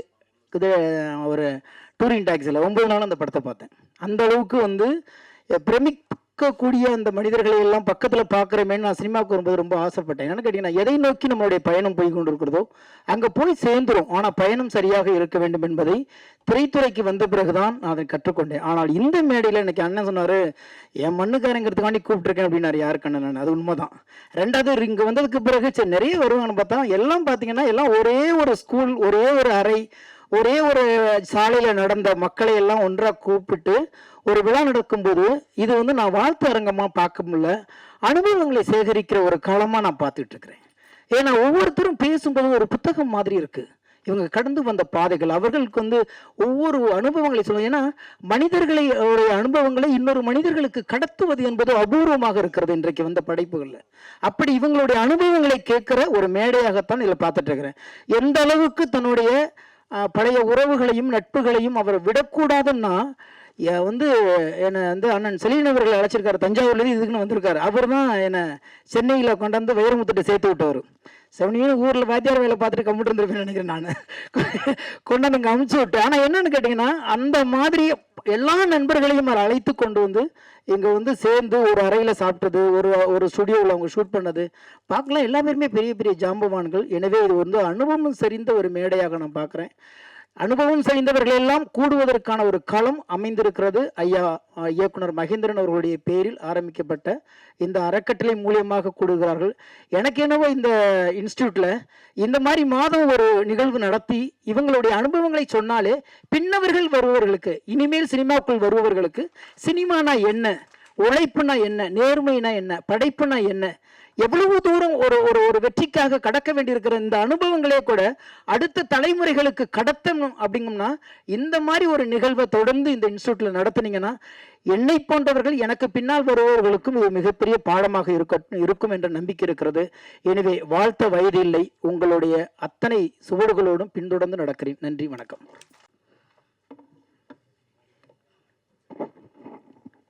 எல்லாருக்கும் வணக்கம். நான் இங்கே கொஞ்சம் ஒரு ஆட்மெண்ட் அவுட்டாக இருக்கேன். நீங்கள் இங்கே எல்லாருமே பார்த்தீங்கன்னா எல்லாருமே மீடியா பேஸ்டில் இருக்காங்க. எனக்கு கலைத்துறைக்கும் சம்மந்தம் அவ்வளோ இல்லை. ஆனால் ரொம்ப ஜாலியாக இருக்காங்க. அதை நினச்சி ரொம்ப சந்தோஷமாக இருக்குது. அதில் மோகன் சார் கொஞ்சம் வாலாக இருக்கார், அதை நான் நல்லா பார்த்துட்ருக்கேன். இங்கே வந்து இது ஒரு என்னை வந்து மீட் பண்ணுற டைம் அவங்க சொன்னாங்க, இயக்குனர் மகேந்திரன் சாரோட இதில் வந்து நாங்கள் ஒரு சினி லேப் ஒன்று, ஒரு ஃபிலிம் அண்ட் மீடியா அகாடமி ஒன்று துவங்கணும்னு சொன்னாங்க. எனக்கு இந்த மீடியாஸ் பற்றி எனக்கு ரொம்ப அவ்வளோ நான் ஃபெமிலியர் கிடையாது. பட் நான் நிறைய மூவி பார்ப்பேன். ஏன்னா மோகன் சாரோடைய பாட்டு நிறைய கேட்பேன். இந்த மாதிரி இவங்களை மேடமோடதெல்லாம் நான் பார்ப்பேன். இது இவ்வளோதான் என்னுடைய எக்ஸ்பீரியன்ஸு. ஆனால் யார்கண்ணன் சாரை எனக்கு தெரியும். யார்கண்ணன் சாருடைய அந்த மூவி, அந்த மாதவனோட மூவியை பார்த்து நான் பயந்து 2 நாள் தூங்காமலாம் இருந்திருக்கிறேன். அப்போ என்னோட ஏஜ் கொஞ்சம் கம்மி இருந்தாலும் நான் வீட்டிலலாம் ரொம்ப ரொம்ப பயந்துருக்கேன் அந்த டைம்லலாம். அப்புறம் செல்வமணி சார் எனக்கு நல்லா தெரியும். செல்வமணி சாரை பார்த்தீங்கன்னா அவர் ஒரு இன்டர்வியூவில் சொல்லியிருப்பார், நான் ஒரு இயக்குனர் அப்படின்றத விட என்னால் எத்தனை இயக்குனர் படைக்கப்படுகிறாருங்கிறத நான் பார்க்கணும் அப்படின்றாரு. அது அந்த மாதிரி ஒரு நல்ல மனிதருங்கிறத எனக்கு நான் 2-3 இன்டர்வியூவில் அதை பற்றி நான் படிச்சிருக்கேன், நான் பார்த்துருக்கேன். அது அவ்வளோதான் எனக்கு தெரியும் அவர் சாரை பற்றி. இதுதான் ஃபர்ஸ்ட் வாட்டி நான் அவரை பார்க்குறேன். அதே மாதிரி கலைப்புலி தாண்டு சாரை பற்றி சொல்ல வேண்டாம், அவர் ஒரு பெரிய லெஜண்டு. இந்த விசாகன் சார், முத்து சார், அப்புறம் சங்கர் கணேஷ் சார் இங்கே உட்காந்துருந்தாங்க. எங்கிட்ட அவ்வளோ ஒரு ஃப்ரீயாக அப்படி ஜாலியாக அவர் பேசிகிட்டு இருந்தார். Thank you sir. அதுக்கப்புறம் இதை மாதிரி எல்லாருமே தேவயானி மேடம் இருக்காங்க. மேடம் எனக்கு ஒரு 1 month 2 months முன்னாடி நான் ஒரு ஸ்கூலில் எங்கள் வீட்டுக்கு ஜஸ்ட் ஆப்போசிட்டில் ஒரு ஸ்கூலுக்கு அவங்க சீஃப் கெஸ்ட்டாக வந்திருந்தாங்க. சரி, நான் சும்மா கொஞ்சம் ப்ரெஷராக இருந்ததுனால அப்படி ஜஸ்ட் அப்படி போய் நான் அவங்கள போய் பார்க்கலான்னு சொல்லிட்டு சும்மா அப்படி ஒரு ரவுண்ட் அடிச்சுட்டு அப்படி போய் பார்த்துட்டு வந்தேன். அவங்க அங்கே ஒரு பொங்கல் விழாவில் அவங்க என்கிட்ட ரொம்ப இம்ப்ரெசிவாக இருந்துச்சு ஒரு விஷயம். குழந்தைங்களோட சேர்ந்து அவங்களுக்கு கூட சேர்ந்து டான்ஸ் ஆடிட்டு இருந்தாங்க. ஸோ அதை இந்த டைமில் நான் சொல்லணும். அந்த மாதிரியான லெஜண்ட்ஸு ஒரு நல்ல ஒரு ஹியூமன்ஸாக தான் இங்கே எல்லாருமே இருக்காங்க. நம்ம வெளி உலகத்தில் பார்க்கக்கூடிய மீடியாஸ் டிஃப்ரெண்ட்டுங்கிறத இங்கே நான் நல்லா பார்த்துக்கிட்டேன். பயங்கர ஜாலியாக இருக்காங்க. மேடம் பேசுனாங்க. மேடம் ஆக்சுவலி என்கிட்ட கேஷுவலாக பேசிகிட்டு இருந்தாங்க. குட்டி பத்மணி மேடம், இந்த மாதிரி ஸ்னேகன் சார், எல்லாருமே ரொம்ப ஒரு ஒரு ஒரு குடும்ப விழான்னு சொல்கிறதோட இவங்க ஒரு ஜாலியாக ஒரு காலேஜுக்காக புதுசாக காலேஜ்லேருந்து வெளியில் இவர் சொன்ன மாதிரி ரீயூனியன் தான். பட் எனக்கு அந்த யூனியனுக்கு சம்மந்தம் இல்லை. பட் நான் அதில் ஒரு ஆட்மன் அவுட்டு அங்கே உட்காந்துட்டு இருக்கிறேன். ஸோ இன்னும் சாரை பற்றி மகேந்திரன் சார் ஒரு இன்டர்வியூவில் சொல்லியிருப்பார், ஐ ஹேட் சினிமா அப்படிம்பாரு. ஃபர்ஸ்ட் இன்டர்வியூ பண்ணுற டைம் நான் பார்த்துட்டு, என்ன சினிமாவில் இவ்வளோ ஒரு பெரிய ஜாம்பவான், இவர் பெரிய ஆள், முள்ளும் மலரும் இது மாதிரி பெரிய பெரிய படங்கள்லாம் எடுத்துகிட்டு இவர் என்ன எப்படி இன்டர்வியூ கொடுத்துருக்காரு அப்படின்னு சொல்லிப்பானா. எனக்கு அவர் ஹெய்ட் சினிமான்னு சொன்னதே அந்த மக்கள் சில பேர் அந்த நேர்மையாக இல்லைங்கிறத ஒரு உணர்ச்சி வசமாக பேசி, சார் தப்பாக நினச்சிக்கங்கன்னு ஒரு 5 minutes எடுத்துக்கிறேன். அதனால் எனக்கு இந்த சினிமா பிடிக்காம தான் அந்த சினிமாக்குள்ளே வந்தேன். ஆனால் அவரால் பல நடிகர்கள் இன்றைக்கு இருக்கக்கூடிய விஜய் சார்லேருந்து எல்லாருமே, பல புது ஆக்ட்ரஸ்லேருந்து எல்லாருமே அவர் நடிகராகவும் ஒரு பரிமாணத்தை காட்டியிருக்காரு, இயக்குனராக காட்டியிருக்காரு, தயாரிப்பாளர்களாக காட்டியிருக்காரு. இவர் எல்லாத்துலேயுமே அவர் ஒரு பரிமாணத்தை காட்டியிருக்காரு. அவருக்கு பேரில் ஒரு அகாடமி ஒன்று ஆரம்பிக்கிறாங்கன்னு அப்படின்னு சொன்னோன்னா சாருக்கு ஒரு பெரிய ஹேண்ட்ஸ் ஆஃப் சொல்லலாம். இது பெரிய லெவலுக்கு வரணும்னு சொல்லிட்டு நான் ஆக்சுவலி ஒரு டிவோஷனல் பர்சன். ஸோ அதனால் நான் கடவுள்கிட்ட மட்டும் தான் வேண்ட முடியும். மற்றபடி எனக்கு வாழ்த்து சொல்கிற அளவுக்கு எனக்கு ஒரு தகுதி கிடையாது. நான் காடுகிட்ட நான் ப்ரேயர் பண்ணிக்கிறேன். இவ்வளோ தான் நம்ம சொல்ல முடியும் இந்த விஷயத்தில். ஸோ எனக்கு மீடியா நண்பர்கள் எல்லாம் வந்திருக்கீங்க. எனக்கு ஒரு சின்ன ரிக்வெஸ்ட் இருக்குது உங்ககிட்ட. அதை உங்ககிட்ட நான் சொல்லணும். என்னென்னா, மீடியாவில் இருந்து இந்த சமூகத்துக்கும் அரசியலுக்கும் நம்மளுடைய சமூகத்தில் ஒரு சின்ன ஒரு விஷயத்தினாலும் அது மக்கள்கிட்ட கொண்டு போய் சேர்க்கறது இந்த சினிமா மீடியா தான். இந்த சினிமா மட்டும்தான் மக்களுக்கு ஈஸியாக கொண்டு போய் ரீச் ஆகக்கூடிய விஷயம்னு சொல்லிட்டு சொல்கிறாங்க. ஆனால் அதை நீங்கள் பாசிட்டிவான விஷயத்த மட்டும் போடுங்க, நெகட்டிவான விஷயத்த போட்டு அந்த சினிமாவுடைய ஒரு தன்மையை குறைக்காதீங்கிறது என்னுடைய ஒரு ஜஸ்ட் ஒரு சின்ன ரிக்வெஸ்ட்டு. இதை நீங்கள் தப்பாக எடுத்து நீங்கள் ப்ரொஜெக்ட் பண்ணி இதுலேயும் எதுவும் போட்டுறாதீங்க. இவங்களுக்கு அகேன்ஸ்டாக சொல்லிட்டாங்கன்னு சொல்லிட்டு கண்டிப்பாக அகேன்ஸ்டாக சொல்லலை. இது என்னோட ரிக்வெஸ்ட். ஏன்னா இங்கே பார்க்குற டைம் பார்த்தீங்கன்னா எல்லாருமே ஒரு கேஷுவலாக இருக்காங்க. இல்லை அவர் அப்படி போனார் இப்படி போனார், மீம்ஸ் போடுறாங்க. மீம்ஸ் போடுற டைம் அது அவங்களுடைய உணர்வுகளை எவ்வளோ பாதிக்குதுங்கிறத ஒரு செகண்டு நம்ம நினச்சி பார்க்கணும். ப்ளீஸ், இது வேண்டாம். அந்த மாதிரி உணர்வுகள் பாதிக்காத அளவுக்கு நம்ம அந்த மீடியாவை அவங்க இன்னைக்கு சமூகத்தில் ஒரு மிகப்பெரிய பங்கு வகிச்சுக்கிட்டு இருக்காங்க. அதை நம்ம எப்போவுமே அதை நம்ம ரெஸ்பெக்ட் பண்ணணும். இன்னொரு விஷயம் பார்த்தீங்கன்னா, இப்போ எனக்கு விளக்கேற்றுற டைம் ஒரு கேண்டில் கொடுத்தாங்க. அப்போ அந்த கேண்டில் பார்க்குற டைம் எனக்கு ஒரு சின்னதாக ஒரு விஷயம் எனக்கு தோணுச்சு. கேண்டிலில் விளக்கேற்றுறோம். அதே மாதிரி தான் சினிமாவில் இருக்கக்கூடிய இயக்குனராகட்டும் சரி, ஒரு தயாரிப்பாளர்களாகவும் சரி, ஒரு நடிகராகவும் சரி, பின்னாடி இருக்கக்கூடிய லைட் மேனாலும் சரி, எல்லா கலைஞர்களும் என்னன்னா அவங்கள உருக்கிக்கிட்டு நமக்கு இன்ஃபர்மேஷனை கொடுக்குறாங்க. அவங்க மெழுகுவர்த்தி மாதிரி அவங்க தன்னை தானேலே உருக்கிக்கிட்டு அவங்க அந்த இன்ஃபர்மேஷனை மக்களுக்கு கொண்டு போய் சேர்க்கறதுக்கு பாடாப்படுறாங்க. அப்படி இன்னைக்கு ஒரு மகேந்திரன் சாரோடைய பேரில் ஒரு ஃபிலிம் மீடியா அகாடமி வந்து துவங்குறதுங்கிறது பல கலைஞர்களை இந்த நாட்டுக்கு கொண்டு வர்றதுக்கான ஒரு மேடையாக இது வந்து அமையுங்கிறது நான் வந்து நினைக்கிறேன். எனக்கு இதை பற்றி ரொம்ப டீட்டெயில்டாக எனக்கு இந்த விஷயம்லாம் எனக்கு தெரியாது. அதனால நான் எனக்கு தெரிஞ்ச விஷயத்த நான் 4-5 விஷயம் நான் பேசிக்கிறேன், அவ்வளோதான். அப்புறம் இன்னொரு விஷயம் என்னென்னா, மோகன் சாரை பற்றி ஒரு சின்னதாக ஒரு பேசிடுறேன். கொஞ்சம் 2 மினிட்ஸ். எங்கள் அம்மா வந்து மோகன் சாரோட ஃபேன், சரிங்களா? எங்கள் அம்மா மோகன் சாரோட ஃபேனு. இல்லை ஒரு எக்ஸாம்பிள் சின்னதாக சொல்லிடுறேன். என்னன்னா, மோகன் சார் ஒரு நிமிஷம் சார் ப்ளீஸ். என்னன்னா, எங்கள் அம்மா வந்து இல்லை மேடம் உங்களை எனக்கு பிடிக்குது.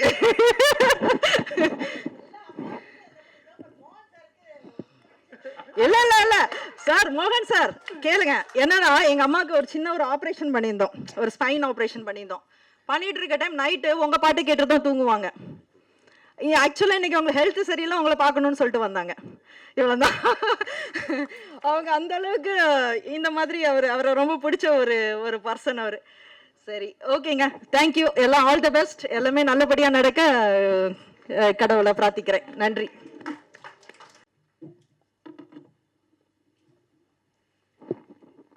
பேசுகிறேன் மோகன். இல்லை, அங்கேருந்து ஒரு மாதிரியாக பார்க்குறேன், அதனால.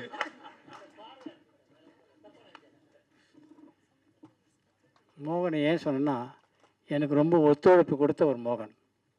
நான் ஒரு படம் தெரியாதனமாக ஒரு படம் ஜெகதர பிரதாமன் டைரக்ஷன் பண்ணேன். அதுக்கு மோகனுடைய ஃபுல் ஒத்துழைப்பில் தான் அந்த படம் நடந்தது. அதுக்காக நான் இப்போவே முதல்ல மோகனுக்கு நன்றி சொல்லிடுறேன்.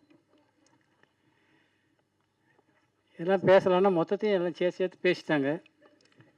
பேசுறது வந்து இந்த அம்மா அட்வொகேட். நீங்கள் என்ன ஜட்ஜா அட்வொகேட்டா?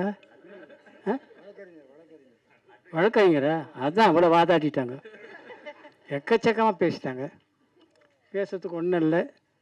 இந்த நல்ல விழா மகேந்திரன் சாருடைய இந்த விழாவுக்கு வந்திருக்க அனைவருக்கும் என்னுடைய மனமார்ந்த நன்றியை தெரிவிச்சுக்கிறேன். ஏன்னா தேவர் ஃபிலிம்ஸில் மகேந்திரன் சார் நாங்களாம் கம்போசிஷன் உட்காரும்போது மகேந்திரன் சார் கூடவே இருப்பார். ஐடியாஸ்லாம் நிறையா கொடுப்பார். இப்படி பண்ணலாம் அப்படி பண்ணலாம் எல்லாம். எப்போ கொடுப்பாருன்னா, எல்லாம் எழுந்து போனதுக்கப்புறம் தனியாக இருக்கும்போது கொடுப்பார். 4 பேர் இதற்கு சொல்ல மாட்டார். இப்போ இந்த டியூன் இப்படி போடுங்க அப்படி போடுன்னு சொல்ல மாட்டார். போனதுக்கப்புறம் கணேஷ் சங்கரா இந்த மாதிரி தான் நல்லா அந்த மாதிரி ஒரு பணிவான ஒரு மகேந்திரன் சார் அவர். நான் மெயினாக வந்ததே அவருக்காக தான் வந்தேன். அது பேர் பார்த்த உடனே ஐயோ கண்டிப்பாக போய் ஆகணும் அப்படி சொல்லிட்டு. அப்படிப்பட்ட நல்லவருக்கு இந்த ஃபங்க்ஷன் இங்கே நடந்துருக்கு. நக்கீரர் தமிழ் சங்கம் அது நல்லா பண்ணிட்டுருக்காங்க. அவங்களுக்கு என்னுடைய மனமார்ந்த நன்றியை தெரிவிக்கணும். கலைப்புலி தான் சாருக்கு ரொம்ப ரொம்ப நன்றி சொல்லணும். ஒரு இக்கட்டான நேரத்தில் நான் இருந்த காலத்தில் கையில் ஒன்றுமே கிடையாது.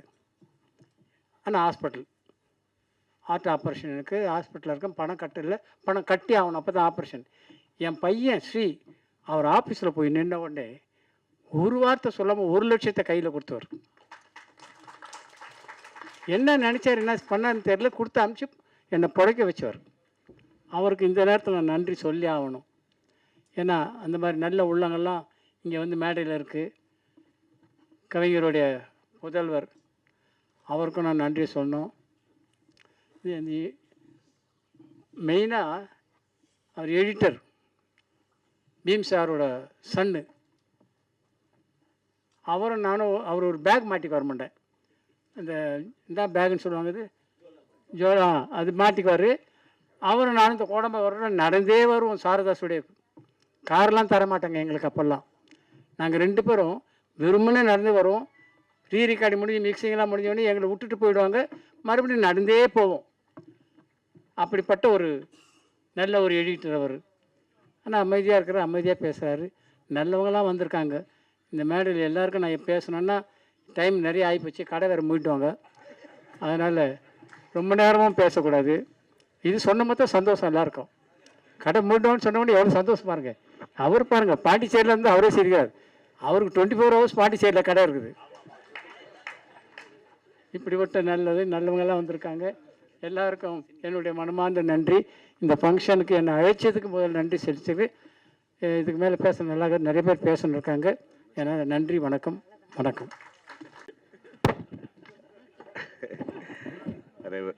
ஹலோ, அனைவருக்கும் இனிய மாலை வணக்கம். மேடையில் அமர்ந்திருக்கும் ஜாம்பவான்கள், அவர்களை பற்றிலாம் சொல்லணும்னா சொல்லிக்கிட்டே இருக்கலாம். நான் 3 நாளைக்கு முன்னாடி கோயம்புத்தூர் போயிருந்தேன். ஆக்சுவலாக அங்கே கோயம்புத்தூரில் ஒரு ஃபங்க்ஷன்ஸில் அங்கே தான் சொந்தக்காரங்க வீட்டில் தான் இருந்தேன்.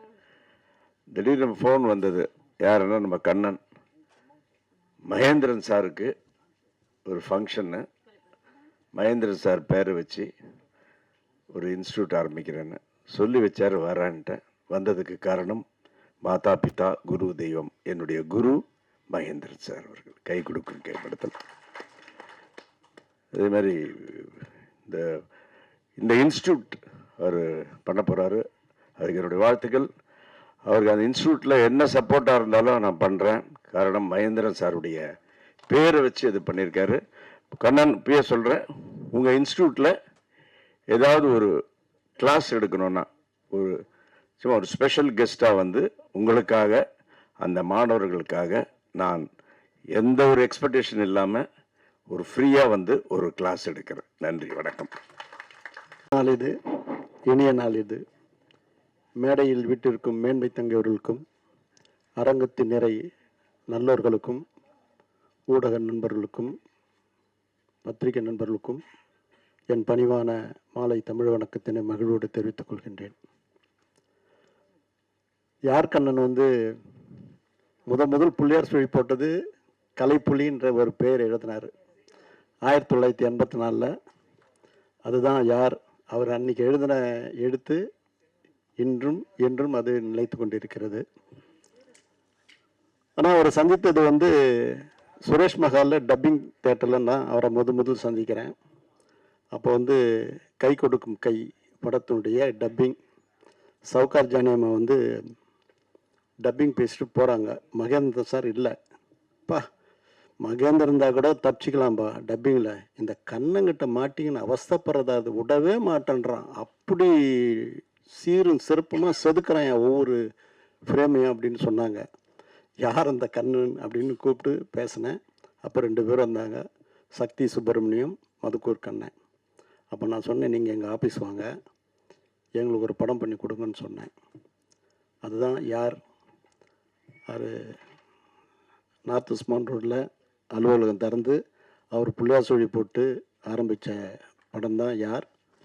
அது வந்து அதில் வந்து என்னென்ன, அதில் சற்றப்ப இந்த விழாவில் மொத்தத்தில் என்னவோ ஒரு உண்மை முழு லட்சம் போட்டு காட்டத்தான் செய்கிறது. அந்த படத்தில் பணியாற்றிய என்னுடைய ஆத்மார்த்த நண்பர் ஸ்டில்ஸ் ரவி அவர்களும், பிஆர்ஓ பாரிவல்லல் அவர்களும், படத்தொகு செய்த லெலின் சார் அவர்களும் இந்த மேடையில் பார்க்கும்பொழுது உண்மையிலே சொல்லனா இன்பம் சூழ்ந்து இருக்கிறது. இப்படிப்பட்ட சூழ்நிலையில் யார் படத்தினுடைய 100வது நாள் விழா, சூப்பர் ஸ்டார் ரஜினி சார் வந்து அந்த விழாவை நடத்தி கொடுக்குறாரு. அவர் வந்து மேடையில் பேசும்போது சொல்கிறாரு, இந்த மாதிரி தானோ பார்க்கும்போது எனக்கு ஏழை நண்பன் பணக்கார நண்பன் ஒரு கதையை சொல்லி, ஏழை நண்பனாக தானு நினைக்கிறேன், இப்படிப்பட்ட பணக்காரெலாம் மேடையில் வச்சுருக்கிறாரு, அவருக்கு ஒரு படம் பண்ணி தரப்போகிறேன்னு சொல்லி அன்றைக்கி நைட்டு கண்ணனை கூப்பிட்டு எனக்காக ஒரு கதை சொல்லினார். கண்ணை வேற ஒரு கதைக்கு போனார், அவர் கதையை விட்டுட்டார். அது ஒரு சின்ன வருத்தம் எனக்கு வாழ்நாளெலாம் அது வருத்தம் இருக்க தான் செய்யும். எப்படியாப்பட்ட ஒரு வாய்ப்பை மிஸ் பண்ணி கண்ணே கனியமதியன் போனாருன்றது ஒரு அது ஒரு அதாவது அவருடைய கவித்துவமான ஒரு கலைஞன். அள்ளித்தந்த வானம் மண்ணை அல்லவா, சொல்லித்தந்த பூமி தந்தை அல்லவா ஒன்று எழுதினவர் இல்லையா, அது இன்றைக்கும் எல்லாருக்கும் பிடிச்ச பாட்டாக அங்கேயும் கனாதபடி எங்கும் ஒழிச்சின்னு இருக்குது. அப்படிப்பட்ட கண்ணன் வந்து மகேந்திரன் சார் பேரில் ஆரம்பிக்கும்பொழுது, மகேந்திரன் சாருக்கு எனக்கும் ஒரு பெரிய ஒரு நட்பு இருக்குது. எனக்கு வந்து 91 தையல் கண் படத்துக்கு கதை கொடுத்தவர் எஸ்பி முத்துராம் சார் இயக்குனர். அப்போ அவரோடு பழகிய பழக்கம். அதனால் அவருடைய பையன் ஜான் மகேந்திரனுக்கு வந்து நான் சச்சின் படம் கொடுத்தேன்.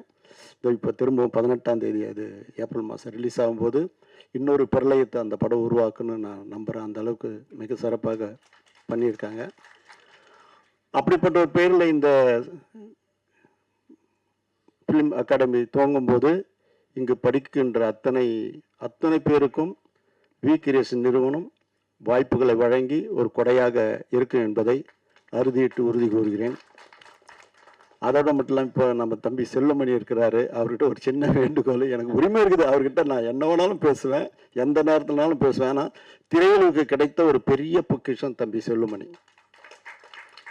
அவருக்கு இருக்கக்கூடிய சூழல்ல அப்படிப்பட்ட ஒரு சிறப்பான ஒரு கலைஞன் தன்னை தாழ்த்திக்கின்னு தன்னை வருத்திக்கின்னு இந்த திரையுலகத்துக்காக சேவை செஞ்சுன்னு இருக்கிறாரு. ஆகவே இப்போ நடக்கக்கூடிய தயாரிப்பாளர் சங்கத்தில் ஒரு பிரச்சனையை எனக்காக திரும்பவும் மறுபரிசீலனை பண்ணி எல்லாரையும் ஒரு சேர நீ என்றைக்குமே ஒரு தாயானவன் தந்தையானவன். ஆகவே உன்னுடைய பணித்த கண்களோடு நீ இதை வந்து திரும்பவும் அது ஏதாவது ஒரு இடத்துல ஒன்று சின்ன நெடல் இருந்தால் கூட அதை நம்ம பேசி தீர்த்துக்கலாம். எனக்கு ஒரு உத்தரவு நீ அவசியம் தரணும். ஆக திரையுலகம் எப்பவுமே பிரிந்து இருக்கக்கூடாது, சேர்ந்து இருக்கணும். அது உண்மையில் எந்தவித குறையும் இல்லை. அப்படிப்பட்ட சூழ்நிலைக்கு தள்ளப்படுகிறார்கள், அதையும் எனக்கு தெரியும். இருந்தாலும் பேசும்போது எல்லாமே சால்வ் ஆகுன்றது இந்த மேடையில் ஒன்று வேண்டுகோள் வைக்கிறேன். மேடையில் இருக்கக்கூடிய மோகன் சார் பற்றி சொல்லணுன்னா நான் நிறைய சொல்ல வேண்டியது இருக்குது. நான் அதிகமாக அவர்கிட்ட சிற்றுண்டி வாங்கி சாப்பிட்ருக்குறேன், டிரைவிங்லேயும் நியூ உட்லண்ட்ஸ்லேயும் அந்த மாதிரி அவர்கிட்ட சாப்பிட்ருக்கேன். ஆனால் எங்களுக்குள்ள ஏதோ ஒரு சூழ்நிலை 3-4 முறை ட்ரை பண்ணி படம் பண்ண முடியாத சூழ்நிலையே போயிடுச்சு. இல்லைன்னா அந்த காலத்துலேயே டாக் படத்தை நாங்கள் எடுத்திருக்க வேண்டியது 2 கதாநாயகிகளை போட்டு. என்ன சூழ்நிலை அது நடக்காமல் போச்சு. அப்படிப்பட்ட சூழ்நிலையில் எனக்கு வந்து கண்ணனை பற்றி சொன்னால், என்னை வந்து ஒரு சிச்சுவேஷனில் அவரே மிகப்பெரிய பாடல் ஆசிரியர். அப்படிப்பட்ட அவர் வந்து என்னுடைய படத்திலேயே ஒரு பாட்டு இது, ஆனை மேலே அம்பாரியாம் ஆடுறது சிங்காரியாம், போன வாரம் சிங்கப்பூரம் இந்த வாரம் தஞ்சாவூரம் அப்படின்னு அவர் எழுதினார். என்னை வந்து ஆனை மேலே அம்பாரியாக என்னை எத்தும் போய் உட்கார வச்சு அழகு பார்த்தவர். அதுக்கு வந்து நடன அசைவுகளை சொல்லி தந்த சகோதரி ஜீவா யார்கண்ணன் அவர்களையும் இந்த நேரத்தில் மகிழ்கிறேன்.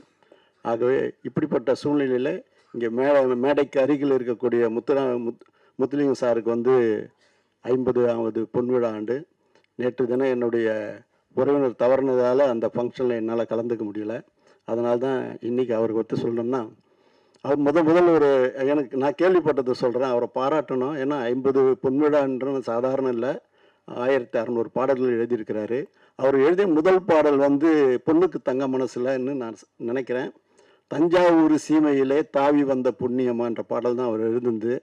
ஆனால் அவர் முதல் எழுதுந்து சபைக்கு அரங்கேறுமான்றது தெரியாத என்ன பண்ணார், பாலமுருகன் சார் அது என்னுடைய பாடல் நான் எழுதுனேன்னு சொல்லி பாலமுருகன் எழுதுன்னு சொல்லி கொடுத்து பண்ணார். ஆனால் அதுக்கு உண்மையிலே இசையமைத்தது இளையராஜா தான். ஆனால் அது வந்து ஜிகே வெங்கடேஷ்னு சொல்லுவாங்க. அப்படி அதுக்கப்புறம் தான் அது பிரமாதமாக இருந்து சொன்னோம். இல்லை இவர் தான் எழுதினாருன்னு அப்போ தான் இவர் எடுத்து போய் உட்கார வைக்கிறாங்க. இவருடைய பிடிவாதம் வந்து எப்படின்னா சொல்லணும், அது கூட நான் கேள்விப்பட்டது தான். முதல் பாடல் பதிவாகாமல், முதல் பாடல் எழுதாமல் நான் காலனியே அணிய மாட்டேன் என்று சபதம் விட்டதாக கேள்வி. உண்மையா? இப்படிலாம் ஒரு வரலாறு பதிந்த நினைவுகள் தான் இருக்குது. ஆகவே இங்கே பாரிவல்லில் நான் பார்க்கணுன்னு விரும்புகிறேன். ரவி சாரை பார்த்துட்டேன், வேண்டுகோள் வச்சிருக்கிறாரு எடிட்டர் லெலின் சார். அவருக்கு கோபம் வரலன்னா அவர் எத்தனையோ படங்களை பண்ணுவார். அவர் கோபத்தை சினம் தவிர்த்துக்கணும், அவ்வளோதான் நான் அவர்கிட்ட கேட்டுக்கிறது. மேடையில் இருக்கிற அத்தனை கலைஞர்களையும் நான் சிறப்பு கூறுறேன். நீதித்துறை சார்ந்தவங்களாம் இருக்காங்க. நான் நல்லவன் படத்தில் வந்து ஒரு சட்டத்துறை சார்ந்த ஒரு நீதிமன்றத்தில் வாதாடக்கூடிய நான் எழுதினேன். கலைஞருடைய என்னுடைய நாடி நரம்பில் ஓடும் குரல் நீக்கமுறை இருந்து கலைஞரை நினச்சி தான் அந்த சீனை எழுதினேன். பாலச்சந்திர பார்த்துட்டு ஹேட்ஸாப் தானு என் படத்துக்கு நீயோ வசனம் எழுதுன்னு சொன்னார். அந்த தான் அப்படிப்பட்ட ஒரு சூழலில் சட்டத்துறையில் இருக்கிறவங்களும் அது மேலே அதாவது அதை நேசிக்கிறவங்களும் இந்த மேடையில் இருக்கிறாங்கன்றது சொல்கிறேன். செல்லுமணி நிறைய சட்டத்தை படித்து சட்டத்திலேயே நிறைய வாதிடக்கூடிய ஒரு வல்லமை பெற்றவர். மேடையில் இருக்கக்கூடிய அத்தனை சிறப்பாளர்களுக்கும் என்னுடைய எண்ணங்களை பதிவு செய்கிறேன். இந்த அறிவாயுதமாக இந்த கலைக்கூடம் திகழும். அந்த திகழத்துக்கு நான் வந்து கொடையாக இருப்பேன் என்று சொல்லி வாய்ப்புக்கு நன்றி தெரிவித்து விடைகிறேன். நன்றி, வணக்கம்.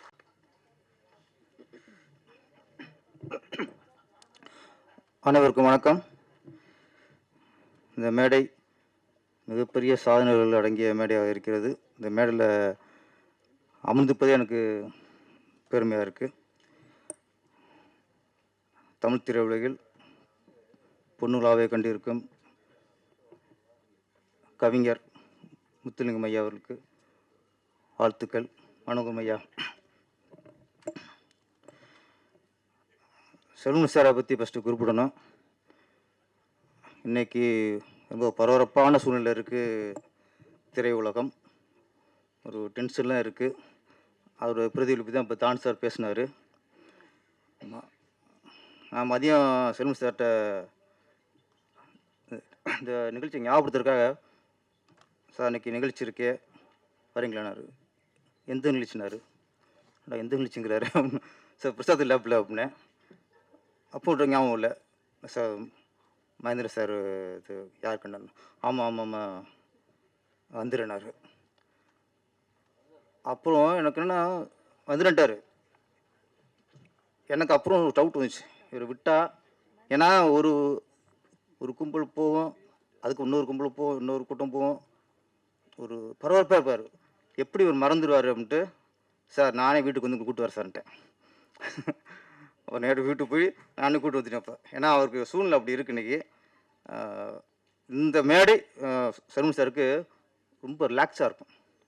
ஏன்னா 3 நாள் நல்ல அடுப்பில் வச்ச தோசைக்கல் மாதிரி சூடாக இருந்துட்டு இப்போ இறக்கி வச்சு தண்ணி ஊற்றி வச்சுருக்கோம். கொஞ்சம் போனதும் நாளைக்கு சூட ஆரம்பித்தா வேறு விஷயம். இருந்தாலும் நீங்கள் தான் சார் சொன்னதை கொஞ்சம் கவனத்தில் கொள்ளுங்க. நான் நீங்கள் தொழிலாளருக்கும் மாணவர், அதே மாதிரி எந்த அளவுக்கு நீங்கள் பிடிச்சி நேசிக்கிறீங்க, அவங்க எவ்வளோ அக்கறை இருக்குன்னு தெரியும். நல்லது நடக்கும் சார். தான் சார் நல்லது நடக்கும். ஏன்னா நல்ல உள்ளம் செல்வன் சார், இது நல்லது நடக்கும். அப்புறம் என்னோட மச்சான் இசையமைப்பாளர் சங்கரினேஷ், நன்றி. அவர்கிட்ட ஒரு மிகப்பெரிய மாற்றம் வந்துருச்சு. நான் பாட்டுக்கிட்ட இவ்வளோ டக்கும் இவ்வளோ மாற்றம் வந்துச்சு அப்படின்ட்டு. அப்போலாம் சட்டை டைட்டாக போடுவார், கொஞ்சம் லூஸாக இருக்கு. அவரும் ரிலாக்ஸாக இருப்பார். சமீபத்தில் சங்கரினேஷ் ஐயாவோட மியூசிக் என்னை கூப்பிட்டு, நீ இது வரைக்கும் என் இசையில் பாட்டு எழுதுனதில்ல, ஒரு பாட்டு எழுதினார். சரி, ஒரு டியூன்லாம் போட்டு காட்டினார். அப்புறம் பாட்டு எழுதி போயிட்டேன். முத்துங்கய்யா மன்னிக்கணும், உங்கள் முன்னாடி நான்லாம் பாட்டு சொன்னது இதாக இருக்கு. போயிட்டு அப்புறம் மறுநாள் போனோம். சாங் எழுதியாச்சுன்னாரு. எழுதியாச்சு அப்படின்னேன். சாங் நம்ம வந்து சாங் எழுதி பேர் கொடுக்க வேண்டியதானே, நமக்கு கொஞ்சம் ஆர்வக்கோளம் ஜாஸ்தியாக இருக்கும். பாடியே காட்டினேன் அந்த டியூனுக்கு. அப்படியே பாட்டு இருந்தார். எழுதுகிறேன் உன் வேலை, ஆமாம் பாடுறது ஏன் வேலை அப்படின்னாரு. ஆகா தெரியாதான் பாடிட்டேன் போல இருக்கு அப்படின்ட்டு திரும்ப பாடினார். எனக்கு என்னடா பயமாக இருந்துச்சு. பாட்டு திரும்பி பாடினார். திரும்ப பாடினேன். இந்த பாட்டு இதான் பாடுறேன்ட்டார். பாட வச்சார். அந்த பாட்டை எழுதி நானே பாடியிருக்கேன். இந்த மாதிரி விஷ பிரச்சனை அதிகமாக பண்ணுவார் அவர். இப்போ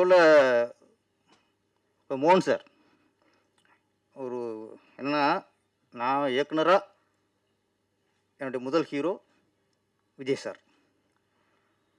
உதவி இயக்குனராக ஒர்க் பண்ணும்போது என்னுடைய முதல் ஹீரோ மோகன் சார். சகாதேவன் மகாதேவன் அதில் தான் நான் வந்து முதல் அசிஸ்டண்ட்டாக ஒர்க் பண்ணுறேன். ஆமாம், அவர் உள்ள ஸ்பாட்டில் வந்து நம்ம வேலையை பார்த்த விட இவர் பார்த்துட்டே இருப்பேன். ஏன்னா நம்ம வந்து நான் ரஜினி ரசிகர். அவருமே மேக்ஸிமம் 5-6 விட 7 விட மேக்ஸிமம் பார்த்துருப்பேன். ஆனால் பயன்கள் முடிவில் 11 விட பார்த்தேன். கிளிஞ்சல்கள் எல்லாம் மறுபடியும் போய் பார்த்துருது.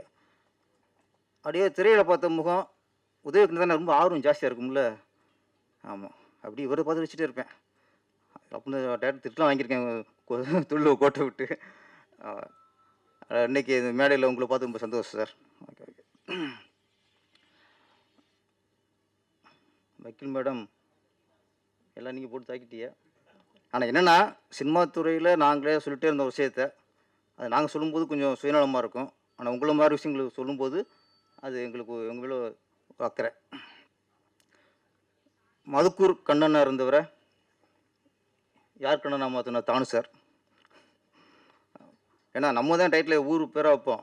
அவர் பேரில் ஊற வச்சுருந்தார். நல்ல வேளை மாற்றியாச்சு, இல்லாட்டி அவருக்கும் கன்ஃபியூஸாக இருக்கும். யாரும் இந்த இப்போ தமிழ் சினிமா வந்து ஒரு காலத்தில் பார்த்தா குரு சிஷ்யன் அப்படிங்கிற ஒரு உறவு இருந்துச்சு. இப்போ மணிவண்ணன் சாராக இருக்கட்டும், பாக்கியராஜ் சாராக இருக்கட்டும், மனோபலாக இருக்கட்டும், இவங்கெல்லாம் என்னுடைய குருநாதர்னு சொல்லுவாங்க. பாரதிராஜா சார், அது மாதிரி செல்வன் சார்லாம் மணிவண்ணன் குருநாதர்னு பாரு, பார்த்திபன் வந்து பாக்கியராஜ குருநாதர் இருப்பார். எங்கே ஒரு புடிச்சிட்டு போய் ஒரு அஸ்டண்ட் கதை சொல்லும்போது யார்கிட்ட இருந்தேன்னா சார் என்னுடைய குருநாதர் தான் சேர்ப்பாங்க.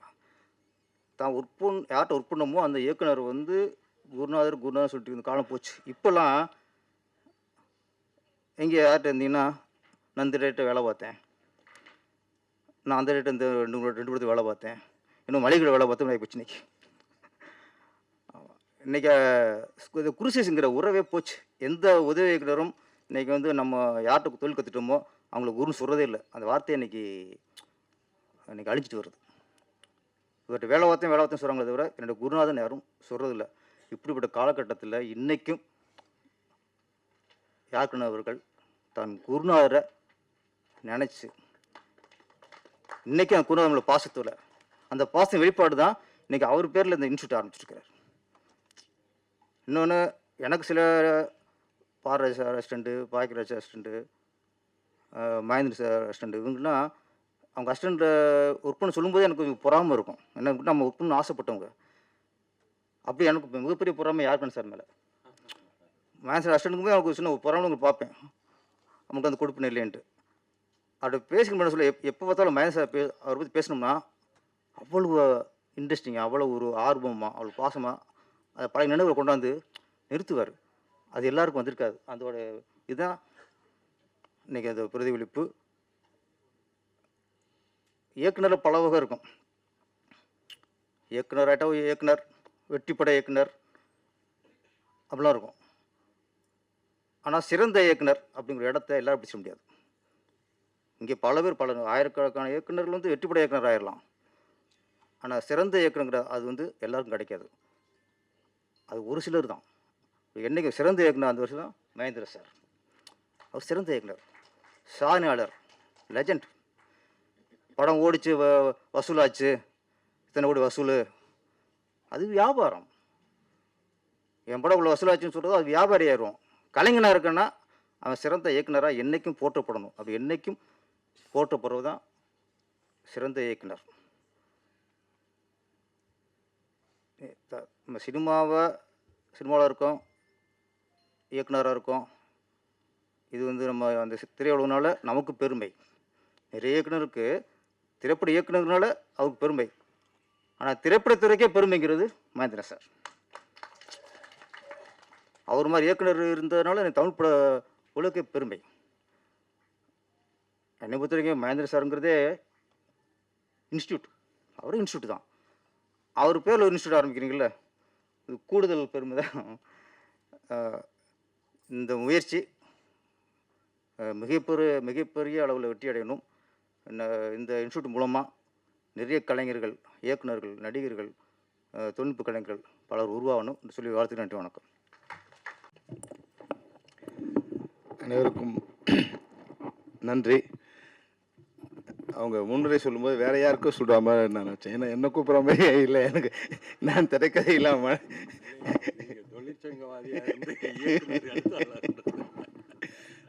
நன்றி.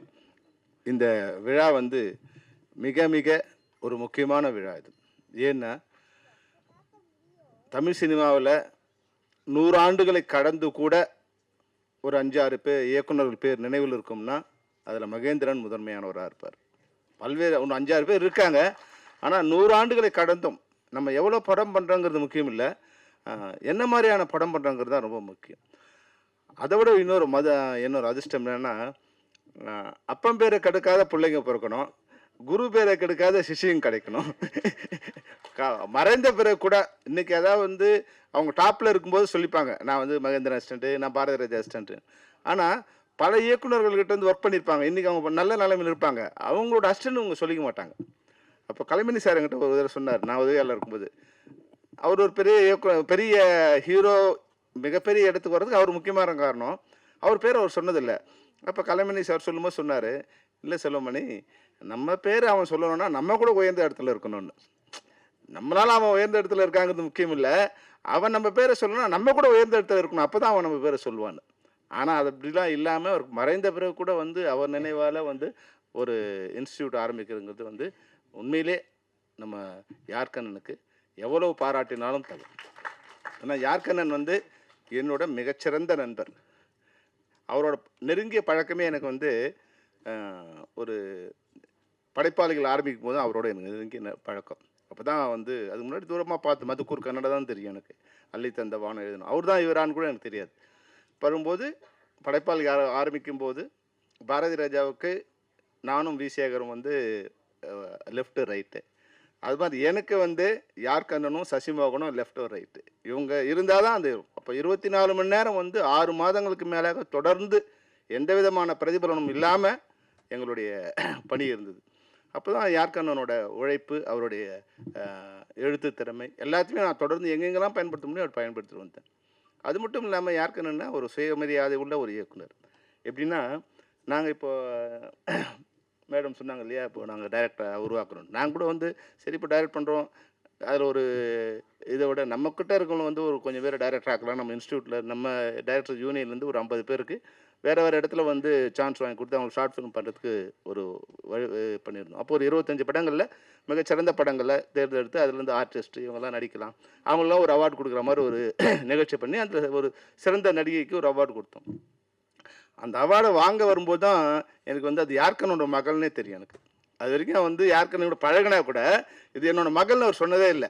என் மகன் எடுக்கா சார் நீங்கள் ஏதாவது ஒரு அவார்டு கொடுங்க அப்படிலாம் இல்லாமல் அவங்க தேர்ந்தெடுத்து அவங்க நம்ம அவார்டு மேடையில் கொடுக்கும்போது இது யார்கண்ணனோட மகள் அப்படின்னு சொன்னாங்க.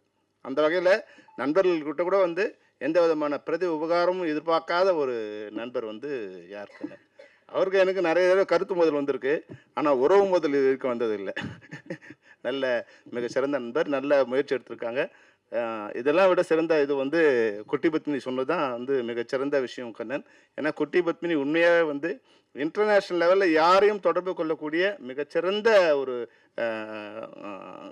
கனெக்ட் பண்ணக்கூடிய மிகச்சிறந்த இடத்துல அவங்க இருக்காங்க. யாரை வேணாலும் அவங்களால கனெக்ட் பண்ண முடியும். தமிழ் சினிமா அவங்களை சரியாக பயன்படுத்திக்கல. நான் கூட வந்து 2-3 தடவை வந்து அவங்களோட வந்து பயணித்தேன். ஆனால் அதை யாரும் அவங்க வந்து எப்பவுமே என்னென்னா இங்கே இது ஒரு ஆணாதிக்க சமூகம். இது வந்து அவங்க ஒருத்தர் சாதிச்சவனை பார்த்து ஒன்று பொறாமையாக இருக்கும், பெண்ணை பார்த்தோன்னே ஒன்று பொறாமையாக இருக்கும், இல்லை சீப்பாக இருக்கும். அதுதான் அவங்களோட திறமையை வந்து யாரும் இங்கே சரியாக இடப்பட மாட்டாங்க. அது தமிழ் சினிமாவும் அப்படி தான். அவங்க நினச்சிருந்தா இன்றைக்கி வந்து தமிழ் சினிமாவில் அவங்கள சரியாக பயன்படுத்தியிருந்தா இன்றைக்கி தமிழ் சினிமா கண்டவங்ககிட்ட போய் பிச்சை எடுக்க வேண்டிய அவசியம் இல்லாத ஒரு இடத்துல தமிழ் சினிமா இருந்திருக்கு. நாங்கள் கஷ்டப்பட்டு ஒரு மிகப்பெரிய ஒரு கோமேத இது வந்து ஒரு அட்சய பாத்திரத்தை கொண்டு வந்து தமிழ் சினிமாவுக்கு கொண்டு வந்து கொடுத்தோம். தமிழ் திரையரங்கு எடுத்த எவங்ககிட்டே நீங்கள் போய் பிச்சை எடுக்க வேண்டாங்க.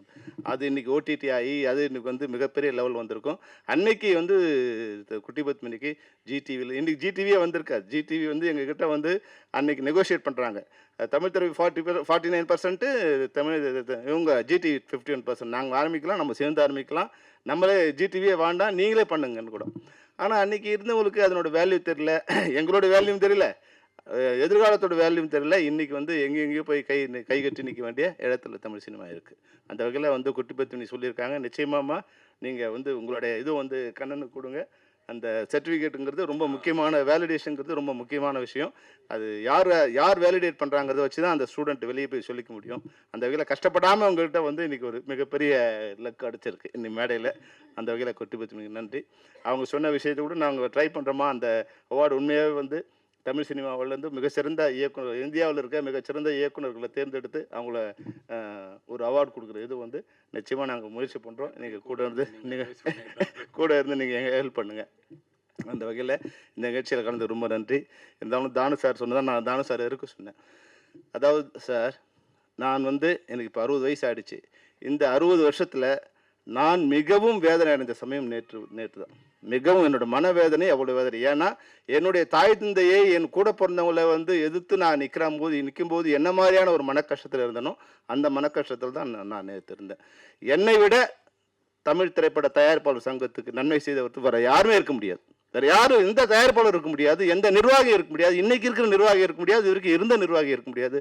அவ்வளோ மிகச்சிறந்த நன்மைகளை நான் பண்ணேன். நான் அவங்களுக்கு சொன்னேன், நான் ஒரு வாளாக இருக்கேன், இந்த தமிழ் சினிமா எப்போல்லாம் மிக சிரமமான இடத்துக்கு எங்களை பயன்படுத்திங்க, உங்களுக்கு யாரெல்லாம் எதிரியோ அவர்களை எதிர்ப்பதற்கு எங்களை பயன்படுத்திங்க அப்படின்னு நான் சொன்னேன். அவங்க காலடியில் போய் உட்காந்துருந்தோம். நாங்கள் அவங்களுக்கு எந்த யூகோவும் இல்லாமல் அவங்க அழைத்த போதெல்லாம் நாங்கள் அவங்க போய் அந்த மேடை அவங்கக்கிட்ட போய் உட்காந்துருக்கோம். நாங்கள் போய் உட்காந்து பல நாட்கள் அவங்க யாரும் இல்லாமல் திரும்பி வந்திருக்கோம், பல மணி நேரம் காத்திருந்திருக்கோம். அதை பற்றி எனக்கு எந்த கவலையுமே இல்லை. என்னை பொறுத்த வரைக்கும் தமிழ் சினிமா வந்து ஒரு சரியான திசையில் நோக்கி போடணும், அதுக்கு தமிழ் திரைப்பட தயாரிப்பாளர் சரியாக இருந்தால் தான் நல்லாயிருக்கும்னு நான் நினச்சேன். ஆனால் அவங்களுடைய புரிதலின்மை, அதுக்கு மேலே நான் ஒன்றும் பண்ண முடியாது. ஒன்றா நான் நீங்கள் சொன்னதுக்கு நிச்சயமாக நான் ஒத்துழைக்கிறேன். நீங்கள் அவங்க மேடையில் எல்லா தயாரிப்பாளரும் கூப்பிடுங்க, நான் வரேன். நான் ஏதாவது தவறு பண்ணியிருந்தேன்னு சொன்னீங்கன்னா அந்த தவறை அந்த கடமை நான் திருத்திக்கிறேன். இது தவறுன்னு நீங்கள் சொன்னீங்கன்னா, நீங்கள் பண்ண தவறுன்னு சொன்னீங்கன்னா நான் திருத்திக்கிறேன். உங்களோட பிரச்சனையை அது நீங்கள் பார்த்துக்கணும். திரைப்பட தயாரிப்பாளர்கள் இரண்டாக இருக்கீங்கன்னா அவங்க நீங்கள் ஒன்றா சேர்க்கறதை நீங்கள் பார்த்துக்கணும். நீங்கள் இவங்கள ஒர்க் பண்ணக்கூடாது, இவங்களோட ஒர்க் பண்ணக்கூடாது, அந்த பிரச்சனைக்கு எங்களால் பண்ண முடியாது. ஏற்கனவே எங்களுக்கு நிறைய கெட்ட பேர் இருக்குது, ஃபெஃப்சிக்கு நிறைய கெட்ட பேர் இருக்குது, அதை நிறுத்துகிறோம் இதை நிறுத்துகிறோன்னு. அப்போது நாங்கள் எங்களை அடியாளாக பயன்படுத்துகிற வேலையை விட்டுட்டு எங்களை ஒரு போராளியாக பயன்படுத்தி நீ தமிழ் சினிமா எந்த நிலையில் இருக்குது, அதை எதிர்கொள்ளக்கூடிய இடத்துல தயாரிப்பாளர் இருக்காங்களா?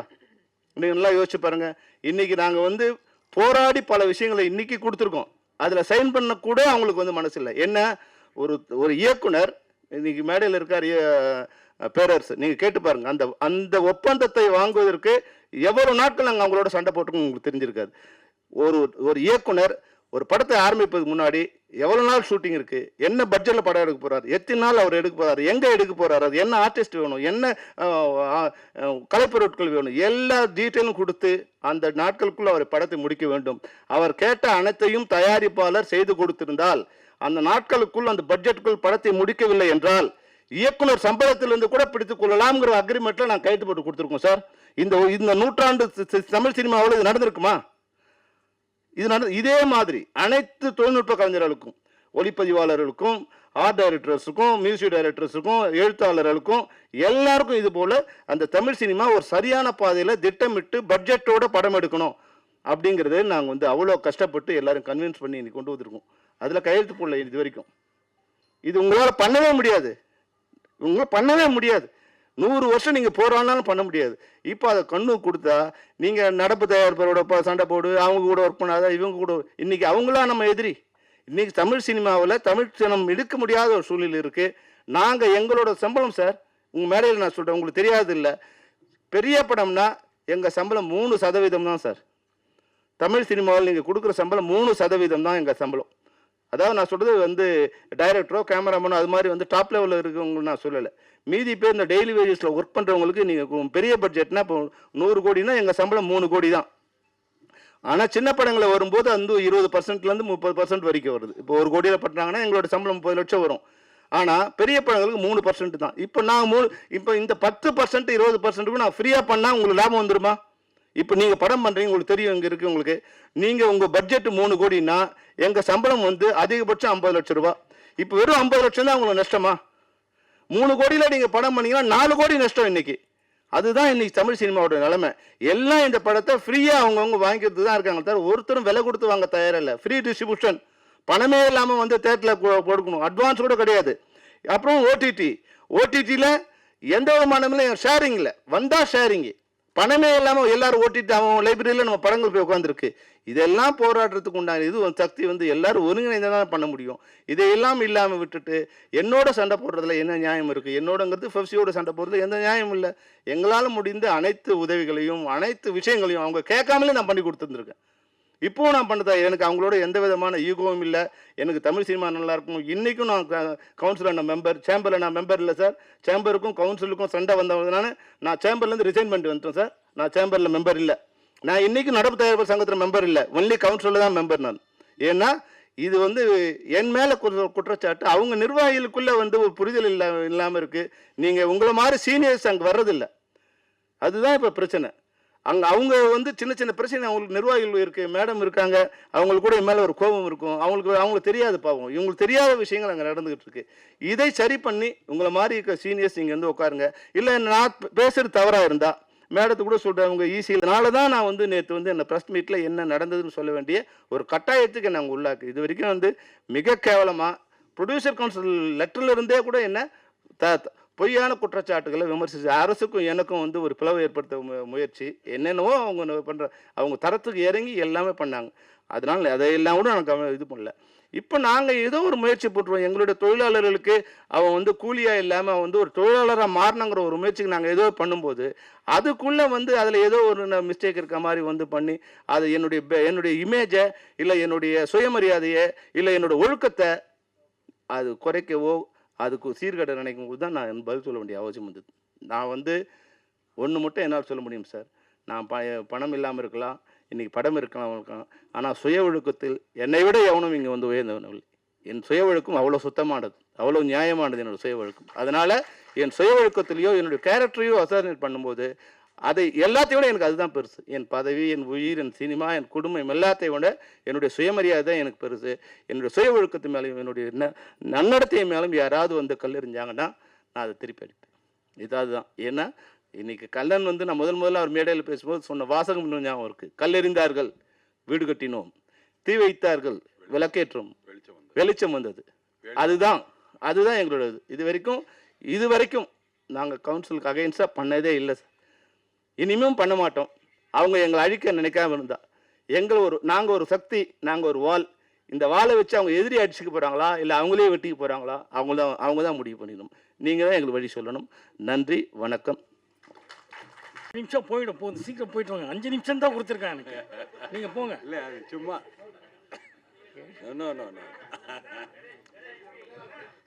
அண்ணா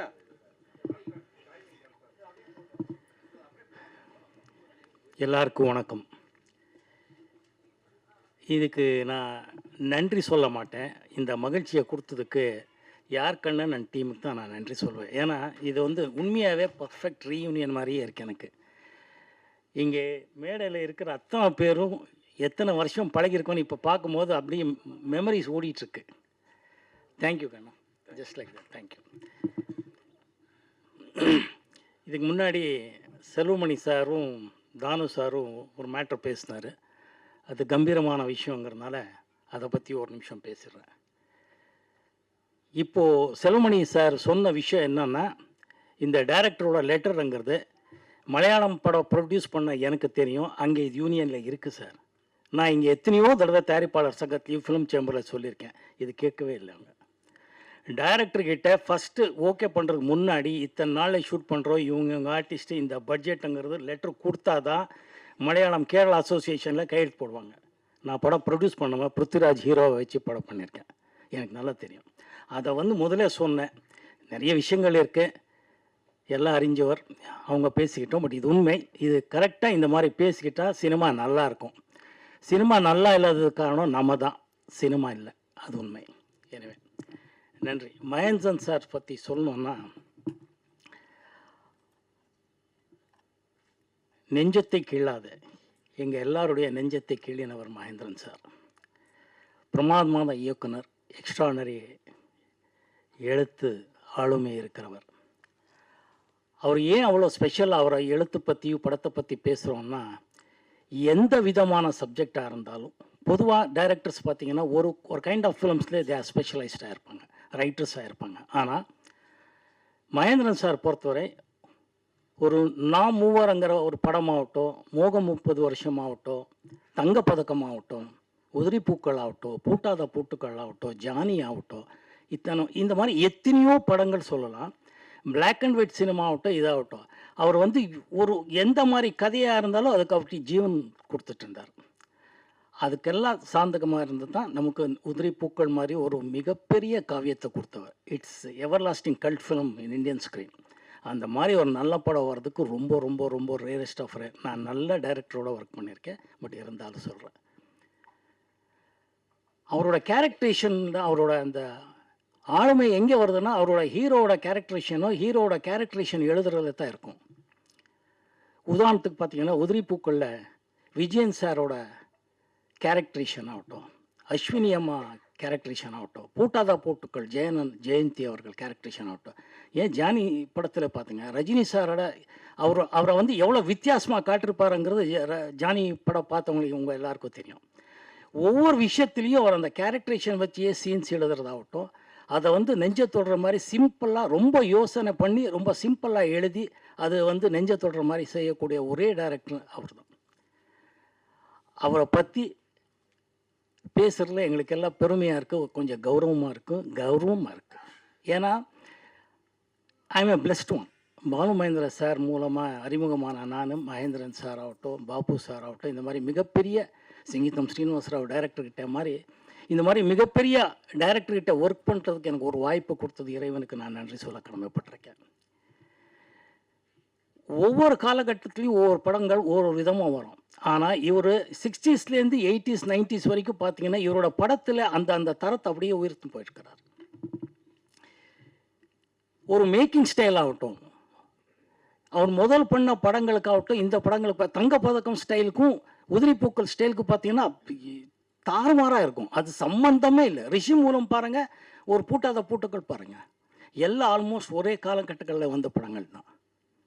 அப்படி ஒரு ரைட்டர் எந்த மாதிரி கதை யாருக்கு வேணுன்றதும் அப்படி வச்சு ஒரு மாஸ்டர் ஷெஃப் மாதிரி என்ன வேணாலும் ரெசிபி எதை வேணாலும் கொடுக்க தயாராக இருந்தால் ஒரு மிகப்பெரிய டைரக்டர். அவரை பற்றி இன்னும் நிறைய சொல்லணும். இங்கே நிறைய பேர் இவங்களை பற்றி நிறைய சொல்ல வேண்டியது இருக்குது.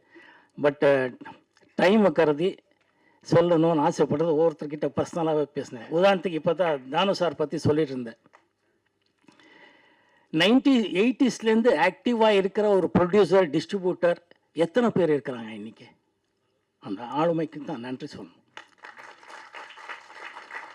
அவருக்குள்ளேயே ஒரு ஸ்கிரிப்ட் ரைட்டர் இருக்கிறாரு, இயக்குனர் இருக்கிறாரு, மியூசிக் டைரக்டர் இருக்கிறாரு, ஒரு லிரிக் ரைட்டர் இருக்கிறாரு, ஒரு நல்ல ரசிகன் அவர். ஆக்சுவலாக அவர் அந்த மாதிரி ஒரு டைட்டில் அவர் கூட எடுக்கலாம் அவர். ஏன்னா அந்த மாதிரி ஒவ்வொரு விஷயத்துலையும் ஒவ்வொருத்தரும் இருக்குது. லெனின் சார் பற்றி எப்படி சொல்கிறது? நான் அவர் வந்ததில் ரொம்ப மகிழ்ச்சி. அவர் வரமாட்டாரன்னு நான் சொன்னேன், எப்படியாவது ட்ரை பண்ணுறான் மனுஷனை, எப்படியாவது கூட்டிகிட்டு வாடா, பார்க்கணுன்னு நான் ஆசைப்படுறேன்னு. ஏன்னா அவருக்கு கிடைக்க மாட்டார். எப்படி ஒரு பாசிட்டிவாக சொல்லக்கூடிய மாமனிதன் அவருன்னா, ஒரு காலகட்டத்தில் எனக்கு பணமே இல்லை, படம் பண்ணுறது பற்றி பேசிட்டு இருந்தேன். ஏஎம் ஸ்டுடியோவில் சாரை பார்த்தோம். அப்படியே அந்த எடிட்டிங், அந்த எல்லாருக்கும் தெரியும் எடிட்டிங் ரூம்ஸ். எங்கே என்ன மோகன் சார் என்ன எங்கே இல்லை சார் இப்படியே வந்திருக்கேன். எப்போ படம் பண்ணுறீங்க அப்படின்னா, சார் சும்மாங்க சார் பணமே இல்லைன்னு. படம் பண்ணுறதுக்கு பணம் எதுக்கு அப்படின்னா, ஏய் என்னடா அப்படின்றதுக்குள்ளே உள்ள வாங்க அப்படின்னு கூட்டிகிட்டு போய் ஒரு சின்ன குட்டி கதை சொல்கிறார். அவ்வளோ தன்னம்பிக்கை வர வைக்கிறார். Thank you sir, thank you Lenin sir. Steeles Ravi என்னோட நண்பன், எங்கள் எல்லாருக்கும் நண்பன். நம்ம நெஞ்சத்தை கில்லாதுலேருந்து அப்படியே வந்தோம், இன்றைக்கும் வளர்ந்துட்டுருக்கோம். பாறைவளல் அங்கெங்கேயோ இருக்கான், அதுக்கப்புறம் பார்க்குறேன். அந்த மாதிரி மிக சிறந்த சாரை வந்து பார்க்கணும்னு எத்தனை இடத்துல கேட்டிருக்கேன்னு எனக்கு தான் தெரியும். சார் இப்போ சொன்னேன் சார், நான் உங்களுக்கு அதை கொடுங்க ஐயா. நான் வந்து இவரை பார்க்கணுன்னு சொல்லும் போதெல்லாம் எனக்கு கரெக்டான கனெக்டே கிடைக்கல. இங்கே பார்த்தோன்னே எனக்கு எத்தனை நல்ல பாடல்கள் எழுதியிருக்காரு ஐயா மனுஷன். மியூசிக் போடுறது மட்டும் இல்லை, சிங்கரும் ஆகட்டும், லிரிக்ஸ் எவ்வளோ இங்கே தொடுற மாதிரி எழுதினம்மா. இவருக்கு நான் சொன்னேன் பர்சனலாக, வீட்டுக்கு வந்து பார்க்குறேன் சார், தயவுசெய்து உங்கள் ஃபோன் நம்பரை வாங்கிக்கிறேன்னு சொன்னேன். அந்த மாதிரி தான் ஒவ்வொருத்தருக்கிட்ட, நம்ம கண்ணதாசன் பையன் ஒவ்வொருத்தர்கிட்ட, ராம்ஜி, எத்தனை பேரை நான் சொல்ல முடியும் எங்கேயாச்சும். ஆனால் அதனால் அவங்கக்கிட்ட பர்சனலாக 2 நிமிஷம் பேசிடுறேன். எல்லாருக்கும் நன்றி நன்றி நன்றி. மகிழ்ச்சி. ஸ்னேகன் ஆகட்டும், குட்டியம்மா ஆகட்டும், அவங்க என்ன சொல்கிறது, அவங்க எல்லாருக்கும் அம்மா ஆயிட்டாங்க. இந்த வழக்கறிஞர்கள் சொல்லணும், அம்மா உங்கள் அம்மா மாதிரி எனக்கு நிறைய பேர் ரசிகர்கள் இருக்கிறதுனால தான் இன்றைக்கும் நான் நல்லா இருக்கேன். தமிழில் இருக்கிற அத்தனை தாய் குலத்தோட ஆசீர்வாதத்தில் தான் இன்றைக்கும் நல்லா இருக்கேன். நன்றி சொல்லுங்கம்மா உங்கள் அம்மாவுக்கு. தேங்க்யூ.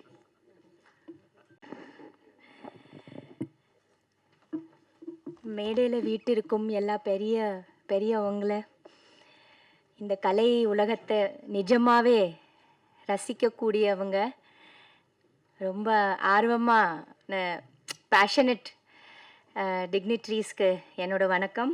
எல்லாருக்கும் வணக்கம். அதே மாதிரி இங்கே வந்திருக்கும் அனைவருக்கும், மீடியா, ப்ரெஸ் எல்லாருக்கும் உங்கள் தேவயானி ராஜ்குமார்னு அன்பான வணக்கம். வாழ்த்துக்கள். டைரக்டர் மகேந்திரன் சாரோட பேரில் இந்த அகாடமி ஸ்டார்ட் பண்ணுறீங்க கண்ணன் சார், உங்களுக்கு வாழ்த்துக்கள் சார். நன்றி. ஆமாம், நல்லபடியாக நடக்கணும் அகாடமி.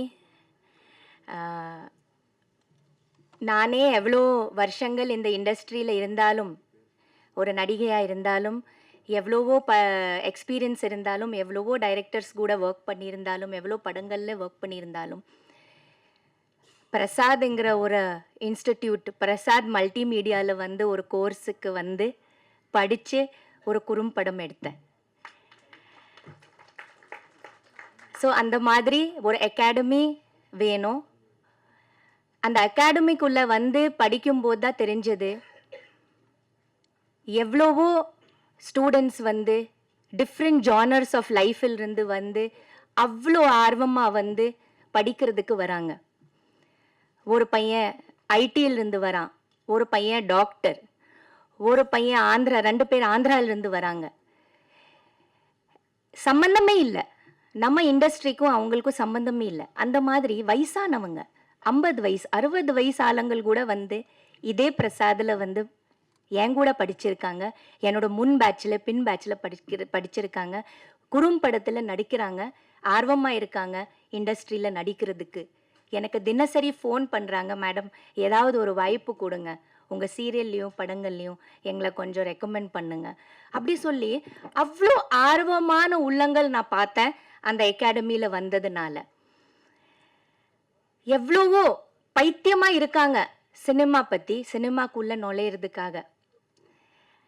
என்னோட குறும்படம் நான் எடுத்ததப்புறம் இது எல்லாம் நான் தெரிஞ்சிட்டேன். நம்மளோட சினிமா இண்டஸ்ட்ரிக்கு வெளியில் கூட அப்படி இருக்காங்க இது படிக்கிறதுக்கு. ஸோ அந்த மாதிரி ஒரு அகாடமி நீங்கள் ஆரம்பிக்கிறீங்க சார், பெரிய டைரக்டரோட பேரில் ஆரம்பிக்கிறீங்க. அதனால் அங்கே சிறப்பு முறையோட எல்லாம் கற்றுக் கொடுங்க. கற்றுக் கொடுத்துட்டு வேலிடேஷன் ஃபங்க்ஷன் மட்டும் வச்சா பத்தாது, சர்டிஃபிகேட் கொடுத்துட்டு அது மட்டும் இல்லாமல் என்னோட சின்ன ஒரு சஜஷன், அங்கே படிக்கிற பசங்களில் நீங்களே தேர்ந்தெடுங்க யார் நிஜமான நல்ல டேலண்ட் உள்ள பசங்க. அது டைரெக்ஷனாக இருக்கலாம், ஆக்டிங்கில் இருக்கலாம், சினிமாடோகிராஃபிக்கில் இருக்கலாம். அந்த மாதிரி சில பேர் பயங்கர டேலண்ட் உள்ள வருவாங்க இருப்பாங்க. அந்த மாதிரி டேலண்ட் உள்ள பசங்களை சார் நம்மளோட இண்டஸ்ட்ரியில் சேர்ந்து டைரக்டர்ஸ் கிட்ட அனுப்புங்க. ஃபீல்டு ஒர்க் ரொம்ப முக்கியம். அந்த சர்டிஃபிகேட் வச்சுட்டு அவங்க ஆமாம் அது மட்டும் இல்லாமல் அவங்களுக்கு வந்து நம்மக்கிட்ட எவ்வளவோ டைரக்டர்ஸ் இருக்காங்க, நல்ல நல்ல டைரக்டர்ஸ் இருக்காங்க, படம் எடுத்துட்டு இருக்காங்க. நம்ம இந்த அகாடமியிலேருந்து ஒரு 2 பேர் நீங்கள் சேர்க்கணும். நம்ம அகாடமியிலேருந்து அது சினிமாட்டோகிராஃபர் கிட்ட டைரக்டர்ஸ் கிட்ட நீங்கள் அனுப்புங்க சார். அவங்களுக்கு ஃபீல்டில் போய் ஒர்க் பண்ணணும் சார். இது தியரி மட்டும் பத்தாது, ப்ராக்டிக்கலில் அவங்களுக்கு நாலேஜ் வேணும். அதை நீங்கள் கண்டிப்பாக நீங்கள் செய்யணும். இது என்னோட சின்ன ஒரு இது. ஏன்னா இங்கே படிச்சுட்டு மட்டும் பத்தாது, ஒரு இயக்குனர் கூட அவங்க ஒர்க் பண்ணணும், ஒரு சினிமாட்டோகிராஃபர் ஒர்க் பண்ணணும். அந்த லொக்கேஷனில் என்ன நடக்கணும்னு உண்மையான ஒரு நாலேஜ் ப்ராக்டிக்கல்ஸ் அவங்களுக்கு கிடைக்கணும் சார். அதை நீங்கள் ஒரு லிஸ்ட்டு போட்டு நீங்கள் வந்து அவங்களுக்கு கூட டைஅப் பண்ணி, டைரக்டர்ஸ் கூட டைஅப் பண்ணி, செல்வமணி சார் இருக்கார், தானு சார் இருக்கார், படம் எடுத்துகிட்டு தான் இருக்கிறாங்க எல்லாரும் இல்லையா, பேரரசு சார் இருக்கார், லெனின் சார் இருக்கார், எடிட்டிங். ஓ மை காட், என்னோட குறும்படம் பற்றி சொல்லி ஆகணும். லெனின் சார் இல்லைன்னா கண்டிப்பாக முடியவே முடியாது. நன்றி லெனின் சார், கண்டிப்பாக இந்த மேடையில் நான் உங்களுக்கு எவ்வளோ நன்றி சொல்லணும். ஏன்னா நான் ரொம்ப லக்கி, எவ்வளோ லக்கின்னு என்னாலே சொல்ல முடியாது. நான் எவ்வளோ லக்கி. எல்லாமே என்னோட லைஃப்பில் நடந்தது நல்ல நல்ல விஷயங்களில் இந்த குறும்படம் கூட அவ்வளோ லக்கான ஒரு விஷயம்தான். எல்லாமே ஒரு ஆர்வம் தான். நம்ம போடுற அந்த ஆர்வம், நம்ம போடுற அந்த பேஷன் தான் நமக்கு எல்லாமே கொடுக்குது. ஸோ அந்த மாதிரி லெனின் சாரோட support, oh my god, such a sweet person. கோவப்படுறேன்னு சொன்னீங்களே தானு சார், நான் ஷாக் ஆயிட்டேன் ஒரு செகண்டு. ஐயோ, அவ்வளோ ஸ்வீட்டான ஒரு பர்சன், அவ்வளோ ஒரு ஸ்வீட்டான ஒரு பர்சன். ஒரே ஒரு ஃபோன் பண்ணேன், ஒரு குறும்படம் எடுத்திருக்கேன். உடனே அவர் எடிட்டிங் செய்யணுமா அப்படின்னாரு. ஆமாம் சார் எடிட்டிங் செய்யணும். உடனே வாங்கன்னு சொல்லி என்னை வர வச்சு ஃபுட்டேஜ் பார்த்துட்டு சும்மா சின்னதா ஒரு எடுத்திருக்கேன். எனக்கே பயம். ஐயோ இவர் என்ன சொல்வாரோன்னு பார்த்துட்டு. ஆனா அதை எப்படி எப்படி நம்ம சரி பண்ணலாம், எப்படி எப்படி ரெக்டிஃபை பண்ணலாம், எவ்வளோ அழகா அதை எடிட் பண்ணலான்னு சாரோட இது இல்லாம கண்டிப்பா முடியாது. அவரோட சப்போர்ட்டுக்கு ரொம்ப ரொம்ப ரொம்ப ரொம்ப நன்றி. அதே மாதிரி ராஜா சார் இருக்கட்டும், அவரும் ஐயோ ஃபுட்டேஜ் பார்த்ததும் மியூசிக் பண்ணி கொடுத்த இளையராஜா சாருக்கு எப்போவுமே நன்றி. ஸோ அந்த மாதிரி இந்த குறும்படத்துக்கு அந்த மாதிரி சேர்ந்துச்சு சார். குறும்படம் எல்லாம் ஓகே, லெட் இட் பி. இந்த அகாடமி நல்லபடியாக நடந்து நிறைய இங்கே பசங்கள் வந்து படித்து அப்புறம் போய் டைரக்டரோ ஆக்டரோ ரைட்டர்ஸோ எவ்ரிதிங் ஏதாவது ஆகணும்னா கண்டிப்பாக இந்த அகாடமி நல்லபடியாக வரணும். நிறைய பேர் இங்கேருந்து படிச்சுட்டு வெளியில் வரணும். நானும் புதுமை பித்தன் படத்தில் ஒரு ஷெட்யூல், ஒரு ரன் ஷெட்யூலில் வந்து மகேந்திரன் சார் டைரெக்ஷன் பண்ணார். ஆமாம். So I was very lucky that I got a chance to work in sir's direction. அந்த டைமில் எனக்கு தெரியல பெருசாக. The only thing I knew he is a very big director, is done very big films, அந்த மாதிரி தான் எனக்கு தெரியும் தவிர. ஆனால் அப்புறம் பயம், ஏன்னா அவ்வளோ ரெஸ்பெக்ட், ஒரு பயம், நம்ம இன்டராக்ட் பண்ண முடியல ஒன்றும். பட் அவர் கூட அவரோட டைரெக்ஷனில் ஒர்க் பண்ணுறதுக்கு எனக்கு ஒரு சான்ஸ் கிடைச்சது அந்த படத்தில். So I was very lucky. So thank you so much. Thank you to everybody on the stage, all lovely people on the stage. எல்லாரும் கூட எனக்கு நல்லா தெரியும். ஸோ எல்லாருக்கும் வணக்கம். Thank you thank you thank you.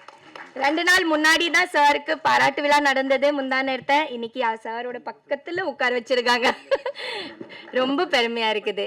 Thank you thank you sir, thank you.